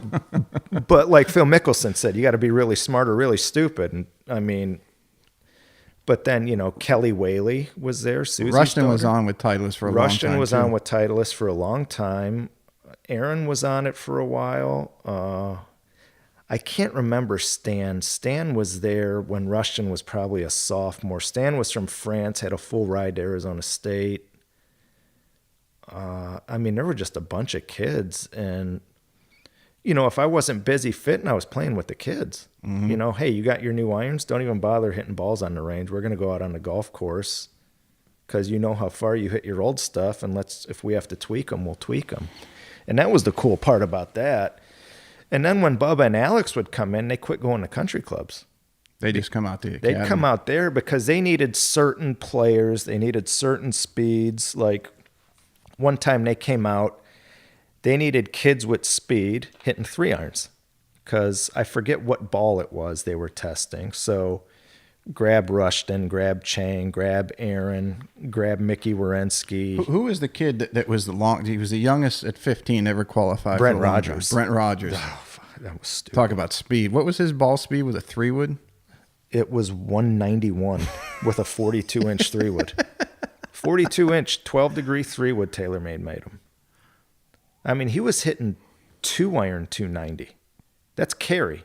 That's not roll. What was his ball speed with a driver? When he brought his he practiced, for not a few hours, at the end of the day, because he was a post-grad, so he had his own car. He would come out and get on TrackMan, and the range at Pinecrest. Mm-hmm. He flew the trees at the back of the range into the high school parking lot. Did he crack 200 ball speed? Yeah. And they're making a big deal about it with Bryson, but this kid was 15 years old breaking the 200. At the time, Brent was 18. Okay. But still 18 years old. He hasn't hit his full development yet. No, and not only that, this was, what, 6 years ago? 7 years ago? Different faces. Different face. Everything wasn't as pushing the limits of the COR quite yet, and it was higher spin too. So for that kid to get that kind of speed off the drivers of, 2006 and 7, and by 2010 to 12, the face technology, I think those are the years, really took a massive jump. Yeah, Brent was there. Let's see, I started there in 2010, I think I started there. So he was there about 3 years later, and it was scary. I don't even think. Well, Barsky told me I don't even think he's playing golf really anymore. No, he isn't. That's a shame. Because his father knew Mike really well. His father's the only distributor of Fine One in the country. It still amazes me that the Fine One has not taken off. I know that in large part because they don't have the financing behind it to get it out anywhere. But they don't. Well, that new shaft too, I think I told you about. I was at one of my accounts in North Carolina this past weekend, and I ended up picking one up. Don't ask me why, but it's an $800 shaft. Yeah, and the Fine One it's the first step, and only step graphite that I know of in the world, and it's retails $300. It's like, how is this shaft? But Bryant knows all about Fine One. This Autoflex shaft that was out of Korea also. So he put one together for me, and it's 50 grams, and it's as whippy as can be. But as you start down, that thing doesn't move. No, the energy transfer, whatever they've done. It's the damnedest thing I've ever hit. And, I ended up calling a buddy of mine, and I'm like, you need to get this shaft. One of the members at Secession, he's like, I've been looking for it. He's like, give me one. he forked out $900 right there. As far as fitting, because you did that for a long time, what were some of the leading criteria that you would use? Because if you go to Joe Schmo Fitter, and this is not knocking on somebody who might have took a class and learned, and now they're doing it at a retail shop, but I mean, you did it that solely for that, and you had access to some of the best people in the country to pick their brains. The various manufacturers, the shaft companies, their R&D departments. Obarski, the savant of club fitting. Well, and then the stuff I learned from him was just it's beyond next level, right? And I hope to get his ass on the show soon, but. What was your opinion of the leading criteria when you get somebody in there for a fitting that you're going on? Let's say your top 3 things. One was to see what's wrong. Half the time the clubs were too upright. Always. And then, most people think, oh, the club's too upright, it's going to go left. Well, no, it's not, because a better player is going to hold it off and blow it right. Right. Especially now they're going to swing steeper. They get steeper, they can't flatten the shaft in transition. They can't, sure. So one was always just, with the better players at the academy or just in general? Either or. Kids at the academy, it was easy for me at the academy because I always knew what they were working on.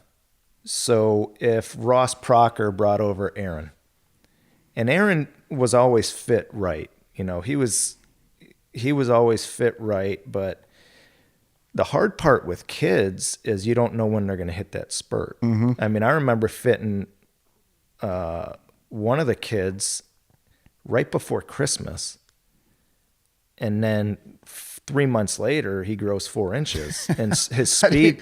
What do you do with the parents when they just drop 1,500? Parents went nuts, and I just told them, I'm like, look, I can't. So with kids anymore, especially.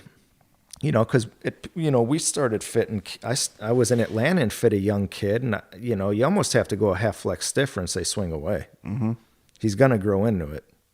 The lie can be tweaked, but you can get close. And the one thing, interestingly, is watching people, and I saw this a lot. Was shallow swingers do not need a wide-soled golf club. It's going to screw them up. It's almost like giving, you've always been shallow and giving you a high bounce wedge. You're just going to skid into the ball every time. So, you can always tell the guys who are shallow and the guys who are steep. Someone who's steep needs some more meat in the club. Better players, there's ways around it. I always look, what's the miss? Speed's going to dictate everything. I remember listening to your podcast with Bubba. He's like, once you fit someone with a driver, you don't need TrackMan to fit them for irons. He's absolutely right. Because whatever they're in their driver, you just eliminated you got them figured down to 3 shafts for their irons. They're done. Here you go. Here's your 3 options. So speed would be obviously a high ranking. Speed's probably number one. I mean, you can't take a guy who's swinging a 7-iron 100 miles an hour. Well, you got 3 options in shaft, and that's it. If we give you anything weaker, you're all over the map. I'd say speed, better players, you always want to look at divot pattern, load profile, and just better players will always tell you, here's what I want. I don't want the ball going left. I don't want this. Okay, well, if someone doesn't want the ball going left, they don't need a lot of offset. Offset's just going to square it up. You're going to hit it further left. Mm-hmm. Once you get their speed and get their tendencies, everything else, I'm not, not to sound arrogant, you're pretty much done. Grip size is another big one. Grip's too small, club's going to shut coming down. Yeah, I think too many people that don't have the experience yet always are going to go, the speed's always going to be there, but they're going off simply launch and spin too much. And we've had enough conversations about, particular shaft. If you get, all right, Steve Stricker's the shining example. If you go back to Stricker when he was really in his heyday on the tour, a good iron player and a phenomenal wedge player as he was, and he had the rifle shaft that had a really soft tip. Right. And then they stick him in a completely opposite shaft in his hybrids and his driver. Right. And he had the tendency to miss big with the driver, and his driver and his woods were never at the level that his irons were. And it's like, okay, you have him in the completely wrong shaft in order to match spin rate on a machine. Well, the other one, look at Mickelson.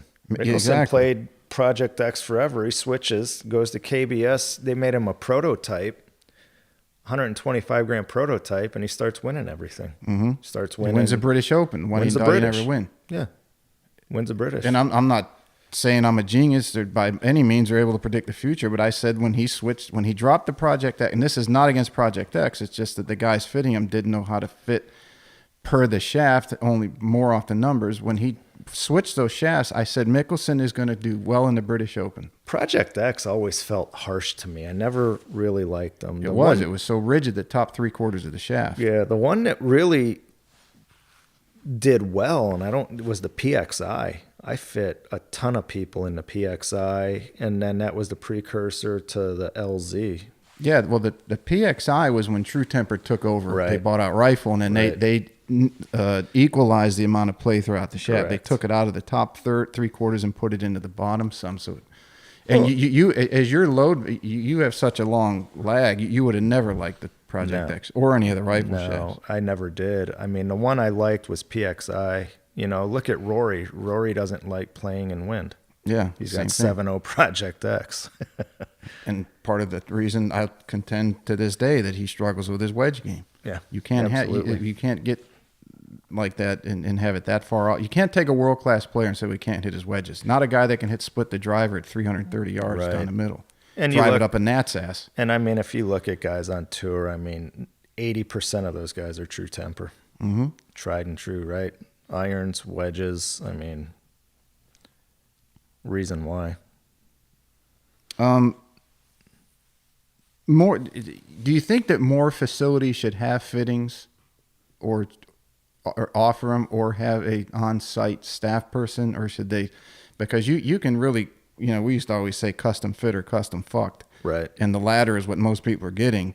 So should it be centralized or specialized to certain places that can really do it, or should more clubs invest in the time and the resources to develop it? Like Belfair, Rob obviously saw that right in you, and since you lived it and you've seen what to do and what not to do, how do you think clubs nowadays should go about that? Well, everyone wants to have a fitter on site. Custom fitting. When I started it was sort of it was starting to get popular. It wasn't really there yet, but over the last 10 years, everyone has a fitter. Mm-hmm. Now, are they good? I don't know. They all dabble, I'll say.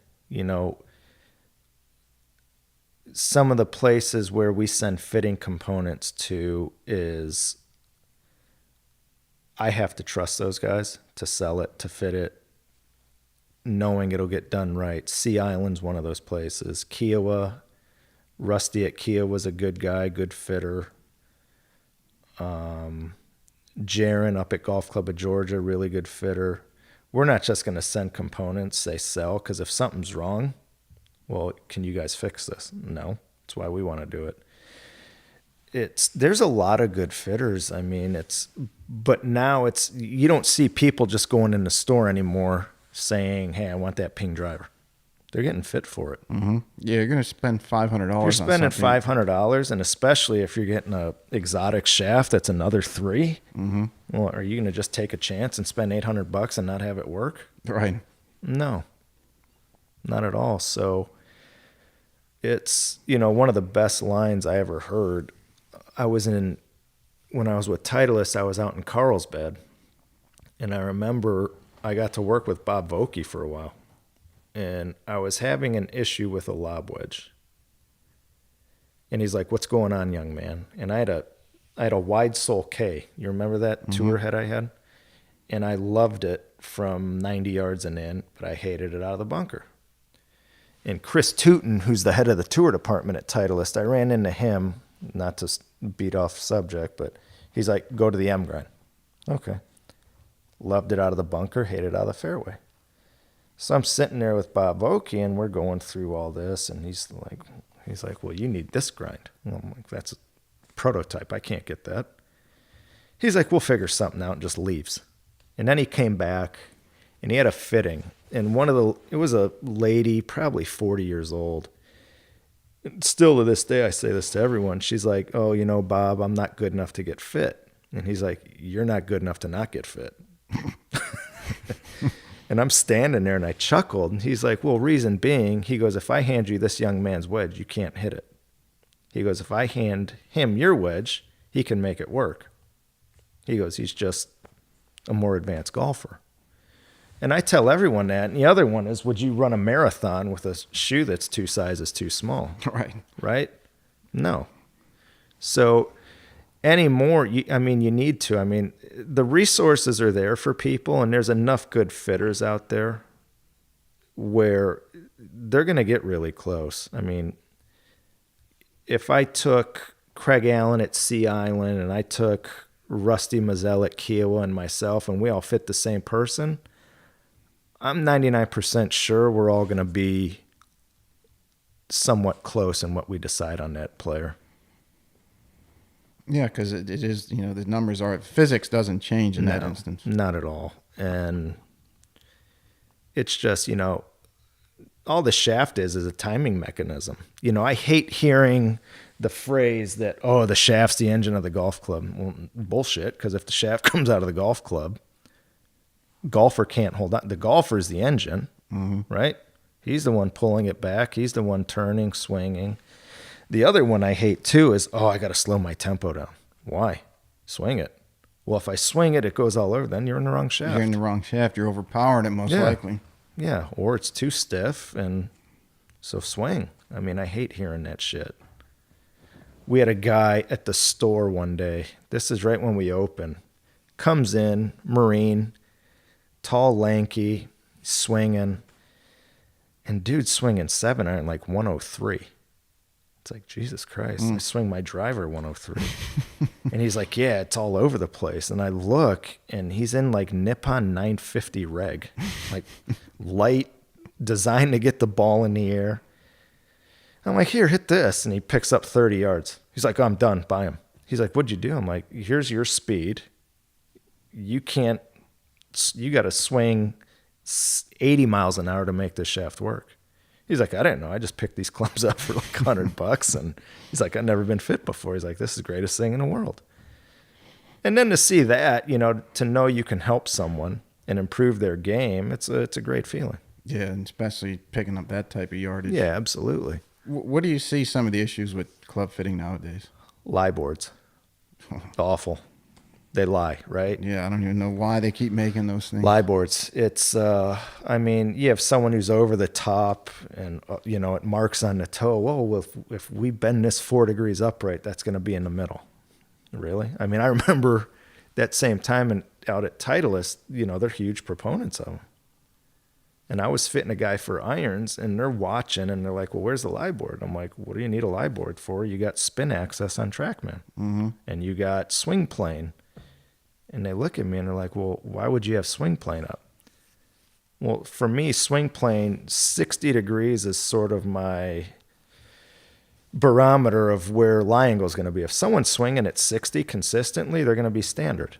If someone's swinging at 58, 59, you got to go a little flat. Now, if someone's swinging at 74, it's time to get a lesson, right? Because that shaft stood up. They're coming out of it, and God knows what else. But, you know, that's all. And they're like, well, and it's like I discovered something new.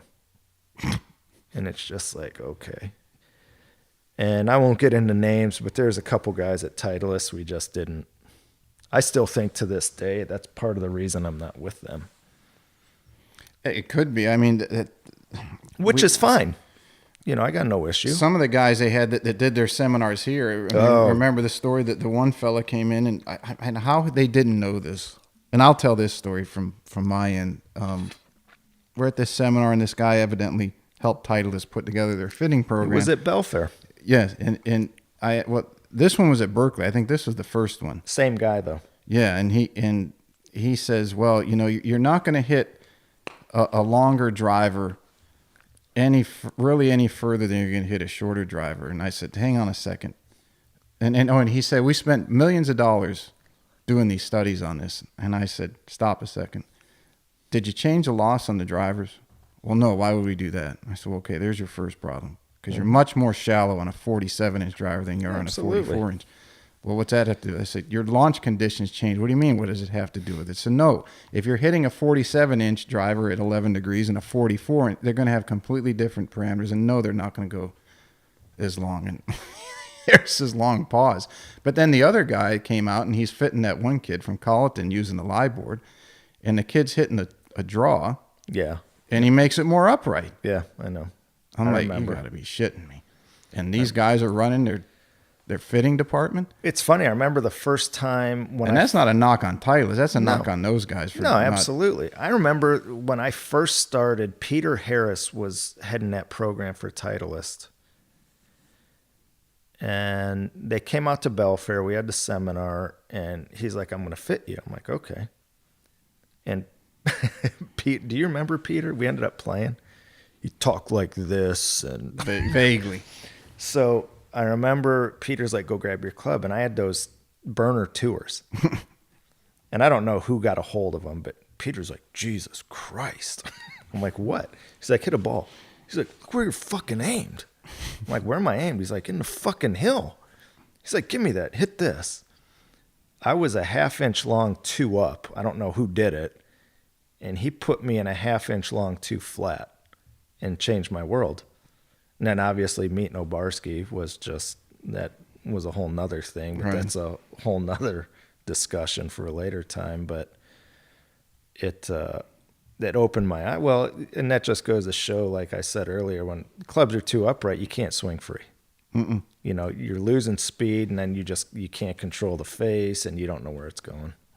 No, you're holding. I mean, there's so many things that it causes that are just troublesome in the swing. And then, you know, these people come in and say, oh, well, you know, you check out, here's where you hit it on the lie board. It's like, okay, you don't get a seat at the table of how to fix somebody's swing if you're telling me the lie board is a viable and top 3 criteria for fitting somebody for their irons. No, and where I think it screws a lot of people up, and I saw this with kids, is their wedges.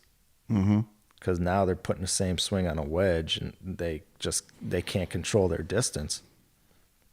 Do you see some of the big box stores as the industry is evolving, changing? Do you see some of them as squeezing out some of the smaller retail shops? Yes and no. I take someone like Chip Usher. Mm-hmm. Chip's not going anywhere. No, neither is David. What's his name? David Ayers. David Ayers. And that's, you know, he's one. David did me a massive, massive favor. He was a wholesale account where he could be making $1 gazillion off our product, and he switched from me and went to Greengrass to help me. And love David. But again, David's got a bunch of good fitters in there. A bunch. And then, of course, he's got Joe Stevens. JoJo Dancer. And I love those guys. Mm-hmm. Very, very good. I look at someone like Chip. I went and saw Chip not too long ago, and when COVID hit, I don't know if I told you this, Chip's probably one of the top 5 Mira dealers in America. Chip ended up buying 28,000 heads from Mira in March. I saw him probably December. He had 800 left. It's amazing. But Chip knows what he's doing. Mm-hmm. Chip's very well respected. He's one of the biggest Fujikura dealers in America. But Chip knows what he's doing. And you create a business like that, I mean, he's honest. He knows his shit. And you're going to get a lot of repeat customers. And I'm lucky in that sense when I fit people. I always tried explaining stuff to them. And, you know, one of the fitters in the store, that's what we've worked on with him. Because he's somewhat quiet, timid. And I told him, I go, look, if you can explain why you're taking him from A to B and show him and just articulate the differences, he's in. And that's all, you know, they want to feel comfortable. They want to feel they're getting their money's worth. Yeah, know your shit. Know your shit, exactly. Don't read the latest issue of Golf Magazine and say, "Oh, now I got ammo to go." It used to drive me crazy about teaching. Is some assistants would they read Golf Magazine or Digest, whatever. I'm not going to throw any of those guys under the bus. That they would read the latest article and say, "Oh, now I got some ammo to go use in the clinic today." It's like, why don't you go actually do some research? Because it's funny. I want that store to I want it to be more of a farm system. Get those guys in, get them really good, and they're getting way better, and they're good, but then get them in a van, and then bring the next wave in, teach those guys. But you got to want to do it. That's the whole thing. The guys we have in there, the one young kid is just all about it. And I mean, I remember being that way. I knew, oh, you see this new shaft? I'd call Showman, hey, send it to me. He's like, it's not going to work. I'm like, I just want to try it. Oh, okay. And it didn't work. The learning curve of being young and in the golf industry, you it's your dream to be around golf. You got the passion for it, or you fell in love with it. Well, the biggest thing too, now you have access to this stuff where, okay, hey, this has worked, I always loved the original Blue Board Diamana. Just always worked. So, all right, what do I find comparable? And it worked, so stick with it. Speaking of being young in the industry, what was the story about you at picking the range at Old South? So it was I moved down here in February of 2000. So it wasn't until the second year, because I didn't really, you knew all the guys there. I was welcome because I was your brother. So the second year, though, I think we had just moved to Old South. Mm-hmm.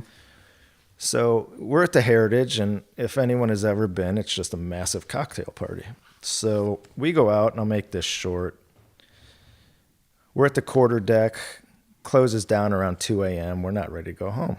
Well, Joe Patterson and I had to open the next day at 6. So let's go to Moneypenny's. Oh, God.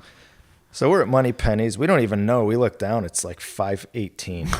It's like, shit. So Joe's like, come on, I got to swing. And Joe was living where'd you and Chuck live? Marsh Point. Joe was living there. He swings in change. He's like, come on, I'll drive you home change. So get there. So Joe and I open a bag drop. Well, we flipped the coin to see who'd pick the range. Now, 99% sure we're still hammered. I'm passing out in the range picker, and I just hear a boom and wake me up, and I'm driving. This goes on for about an hour. You're picking a range for an hour? Oh, yeah. Well, it's slammed, right? We double teed from 7:30 to 10:30, and so you had the quiet time. Had the quiet times when we picked the range. So unload. I'm not even aware of what's going on. Unload the range picker. I'm washing balls, and Johnny Cooler, the superintendent, comes fucking screaming in the cart barn. What in the fuck did you do? I'm like, fuck you talking about? He's like, you're in over every goddamn pin. Now I got to cement them in. It's like, oh, shit. And I go out there. All the pins are on the ground. So you kept passing out I was passed out until you ran into a flag and knocked it over, and then you'd wake up. I think I ran. I don't know if I ran. I know I ran over it 4 of the 5. And it was cool because we had the early shift. So went home, went to bed, and then went to the quarterdeck then. Welcome to Hilton Head. Right. Welcome to the heritage on Hilton Head. Yeah, exactly. Do you get to play much anymore? I mean, most everyone gets in the game because they like to play, but as you progress, you get less and less time. I went from playing, before I took the job with PXG, I was playing minimally 3 days a week. That first year, I think I played 15 times. Second year, I played twice. Mm. Last year, it sucked too, because I'll tell you a quick story. First time I get a call from a guy at Cap City saying, hey, I played with a member from Augusta. He took me to Augusta, hit my driver, liked it. I want to buy him one. Okay. Go to Cap City. Guy comes walking up, and it's Terry McGurk, chairman of the Braves. Introduced myself, Mr. McGurk, met you a lot at Sea Island during the Pro-Am. He's like, oh, of course. He's like, when did you start? Blah, blah, blah. Fit him for a driver. I go, this is a gift from so-and-so. He's like, oh, that's great. He's like, but he goes, I can't just have one PXG club. Fit me for the rest. Oh, okay. Fit him for everything, get done. He's like, have you been to the new SunTrust Stadium? No. Give me your email. I'm going to send you a ticket. I didn't know the ticket was his suite. Sitting in his suite. How sweet was that? Speaking of sweet. Crazy. Just, he's like, food everywhere, booze, wine, liquor. He's like, if there's nothing here you want, let me know, I'll have it made. Oh, okay. Of course, I'm eating a hot dog and a Snickers. Don Perno comes walking in.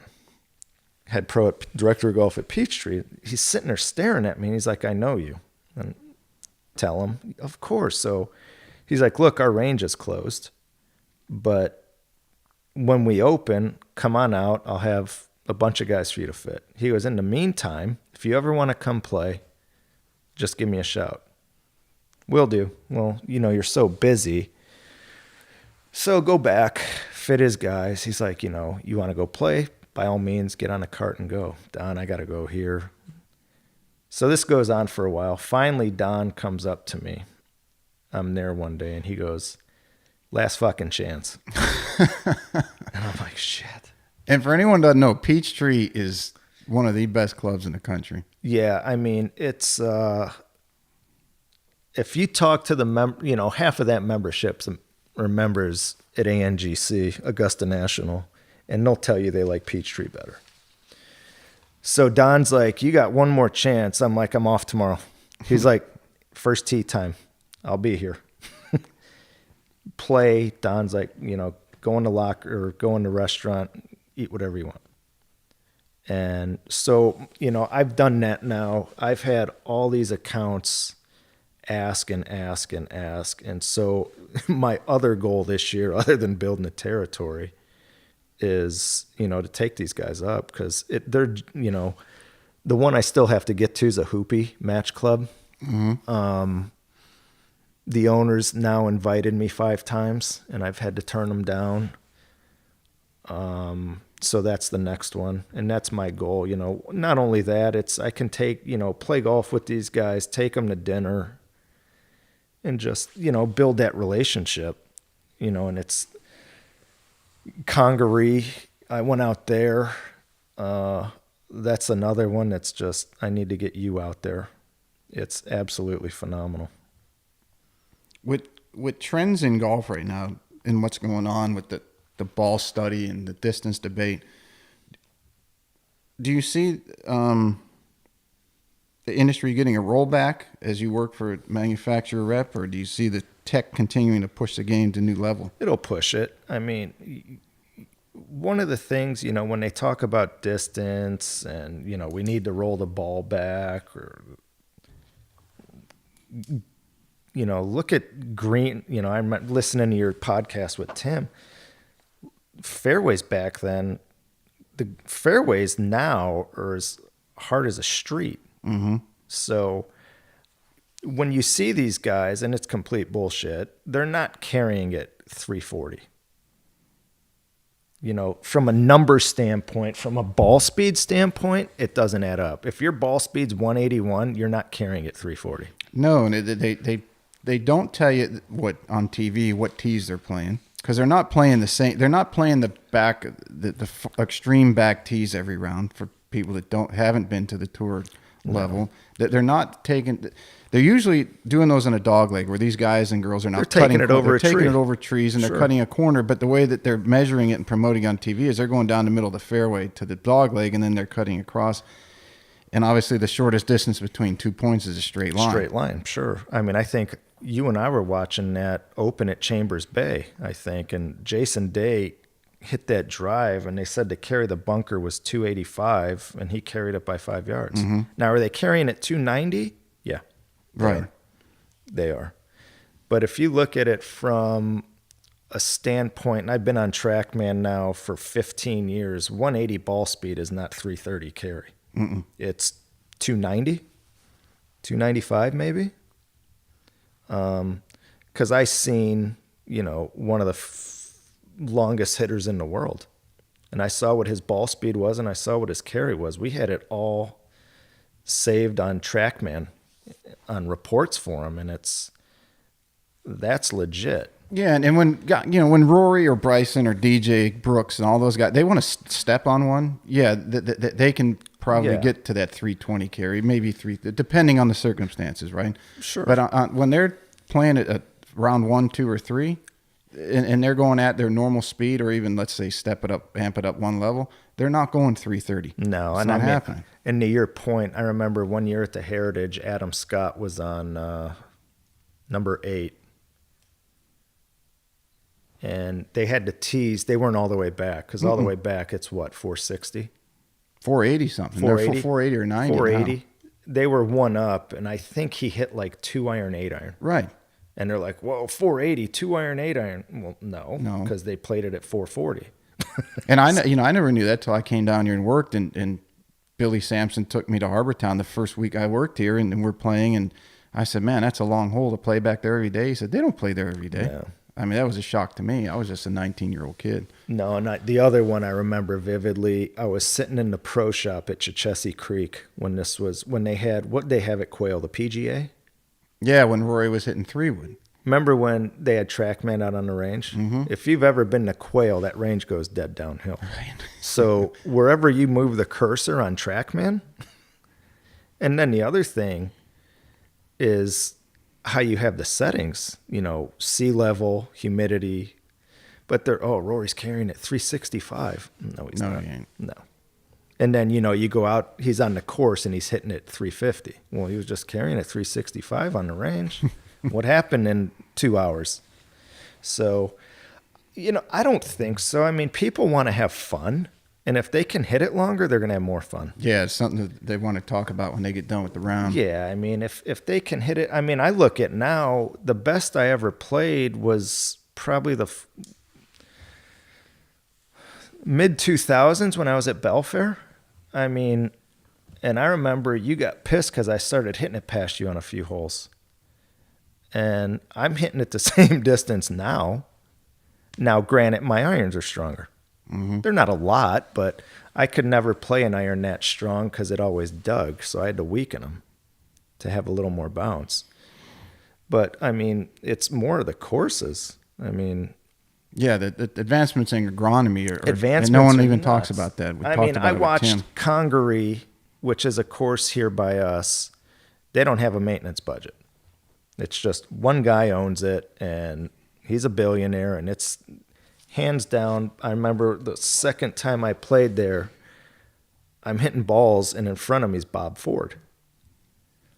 And, just hitting balls. And he's like, have you ever played here? I go, once. He's like, what do you think? I'm like, well, what do you think? Because you've played just about anywhere in the world. He goes, they can hold a major tomorrow. But they have a machine that literally scalps every inch of grass to the root. They do the entire golf course, fairway, collars, greens. God, they turn a great place in the dirt. And what happens, they told me, was the grass comes in fuller, thicker, tighter. So when we open, it's ready for a tournament. Adam Scott Adam Scott quarantined there for 3 weeks before the PGA and just loved it. So he joined. I remember Messier called me and he's like, have you ever played there? I go, yeah. He's like, I'm trying to join. So I sent John McNeely a note, who's the managing partner. And, you know, Mark has the charity up, and I think it's the Children's Tomorrow Fund he has that helps the hospital in Hackensack. And they put Mark on as an ambassador just because of the stuff they do with the kids. And that's what Congaree's based on. What, any new tech that's coming out this year, since we're at the beginning of the year, that you can speak to without getting in trouble or ruining a launch? We just launched our we launched a proto driver that was tour only last year, and we just launched the Woods. Gen 4 Woods are coming in April. Outside of that, I think irons are coming. I'm not sure. I know there's a new wood line, and we'll have a new premium iron. What are you most excited about this year going forward with PXG and the industry as an insider? I think for me, it's just, you know, when HQ issues a challenge to me, it's just like, okay, then it's just figure out how to do it. You know, it's where I'm at now compared to where I was. You know, if they issued a challenge like that 18 years ago, fuck you. I ain't doing that. Find someone else. Now it's more of, okay, you know, and you know, one of the questions you ask, how do I keep my guys going? It's like, we can do this. You know, we lost our 2 best months last year. There's 10% we can make up, you know, because I figured I had slated we'd do $1 million in April last year, which is crazy, absolutely crazy. And with what's going on in Atlanta this year, you know, Atlanta has the All-Star game this year, and I've gotten to become pretty good friends with Andrew Jones, who played for the Braves. Ryan Howard lives there now, who played for the Phillies. Dan Ugla, who played. What were Ryan's numbers? When he swung, stupid. You know, he'd just get up and hit, and it's like, you know, quit swinging like a pussy. And he looked at me, and I'm like, oh, shit. And it's like, uh-oh. And he's like, oh, it's all right, man. I got this. And then, like, he let loose on one, and it's like 123. Ugla swings at like 128. Ugla's smaller than me. Just good guys, though. So the All-Star game's there, so I'm trying to get, something with those guys to get the players in the store. And because, I mean, money to those guys is, you know, Ryan hit 6 shots with me and spent $12,000. Jeez. Yeah. I mean, well, the dude had a $190 million contract, so $12,000 to him isn't a whole lot. He pulled the roll out of it. Yeah, the Mississippi so pimp roll he pulled out of his pocket. He's just like, he threw his black card, and he's like, yeah, man, let's do it. And then he's like, man, any way I can get some gloves? I'm like, Ryan, I can get you some gloves. Be all right. I'll throw that in. I'll hook you up. Yeah, exactly.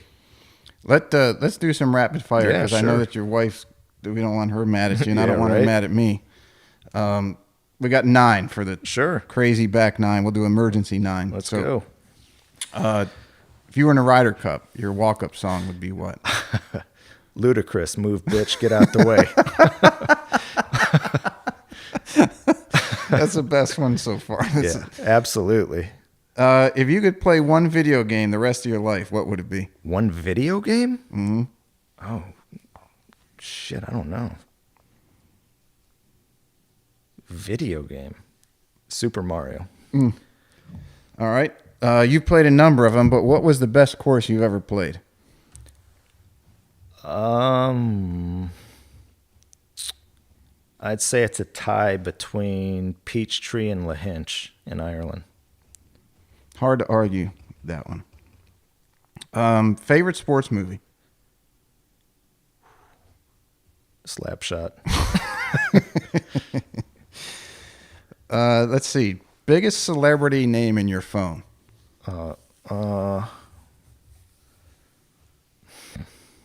There's a couple. I mean, you want all of them? No, just that. Who would just? It's a tie between Mess and Dan Marino. That's that's 2 pretty good ones. Yeah. Favorite line from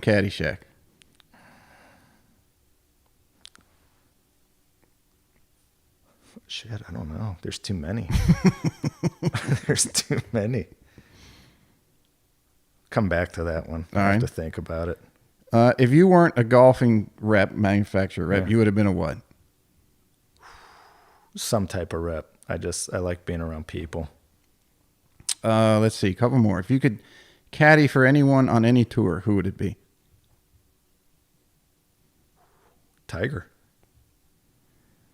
You deal with the craziness? Yeah, that'd be cool. Just to watch it. I mean, it's be cool to be able to grab somebody's camera and throw it in the water. Yeah, like Stevie, or spit on someone. No, or kick them. No, I mean, just to like watch him hit balls. A quick story. I was a couple of the members from Belfair I know really well moved down, and I forget where was he? Nona or Isleworth? Isleworth. Is it Isleworth? Yeah. So John and Meredith moved down to Isleworth, and they're playing with a member, and all of a sudden a cart pulls up and like, mind if we play with you? Or mind if I play with you? And John's like, Meredith's like, it's Tiger. And Tiger had his own tees, and they quit playing and just watched them. Mm-hmm. And they're like, it was stupid. Like the sound of the ball coming off the club was just absolutely insane. Yeah, so, it's a little different. Yeah, so I mean, even if it was 3 holes, I'd be like, fuck, this is pretty cool. Mm-hmm. I remember, another side story real quick. We went to Augusta one year, and I had to go to the back gate. Remember Larry Tedesco? Mm-hmm. He got when me. His son was the assistant, so he got me a ticket, and I had to go to the back gate, and we were there early. I think we were there at like 6:45, and I caught Tiger on 17 in. And it was just... When there's nobody there. There's no one there. He used to go out so early. Yeah, it was him and O'Meara, and then there were you started to see people come down 18th fairway, and then it's like, all right, fuck it. I'll go find you guys and grab a beer. Mm-hmm. But it was pretty cool. Well, speaking of Tiger, your opinion, greatest of all time? Greatest winner, Jack. Greatest player, Tiger. Yeah, it's fair. I mean, I tell people not to interject my own opinion. The story's not over yet because Tiger's not done, per se. I mean, he just had that... I didn't realize he just had another back surgery. Yeah.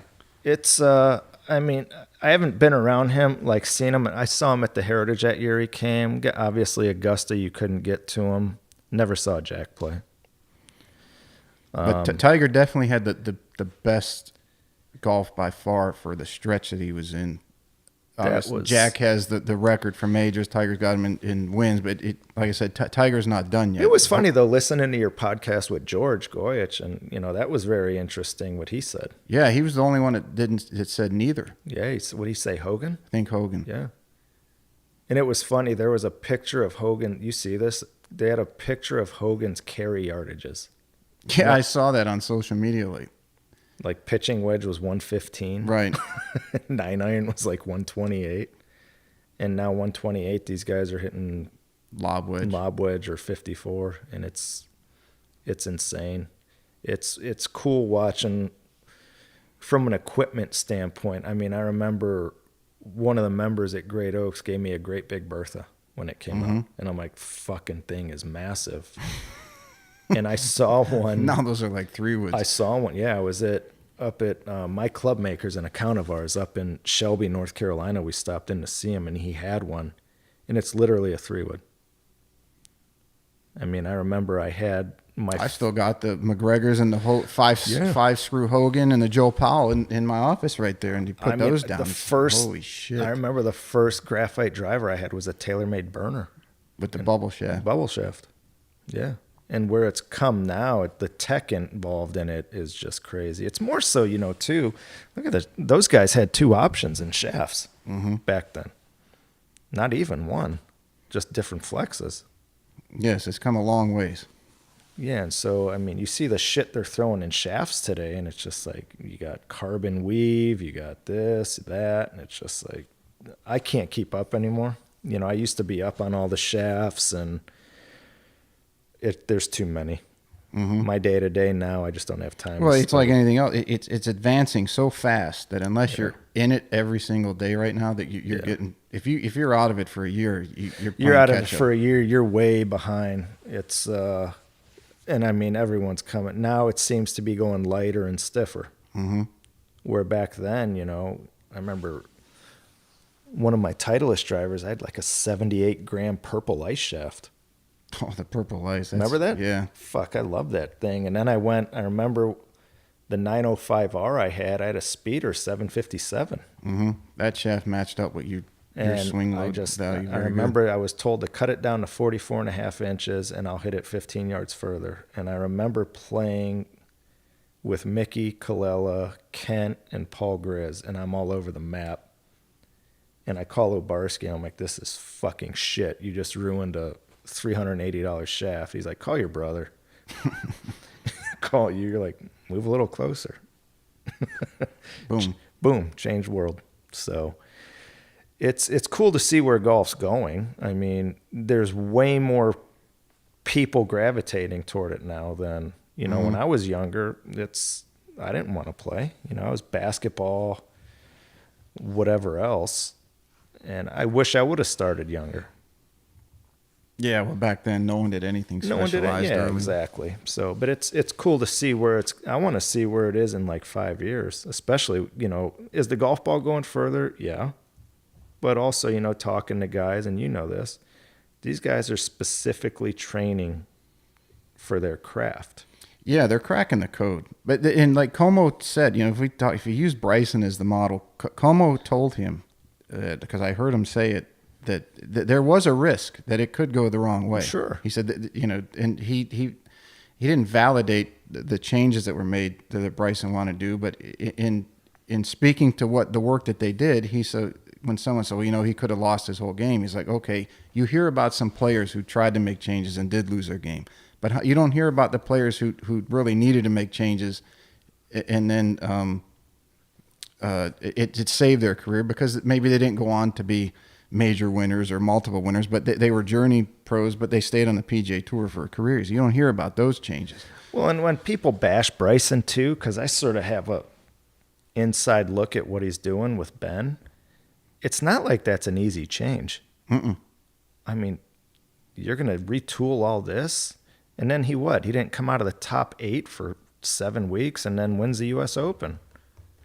And I mean, Justin Thomas said it best. He's like, well, you still have to make putts. Right. And the dude putted the lights out. Mm-hmm. Now you're seeing Rory 46.5, Phil 47. You're seeing all these guys dabble. Which is crazy because Bryson didn't put the 6 inch in play.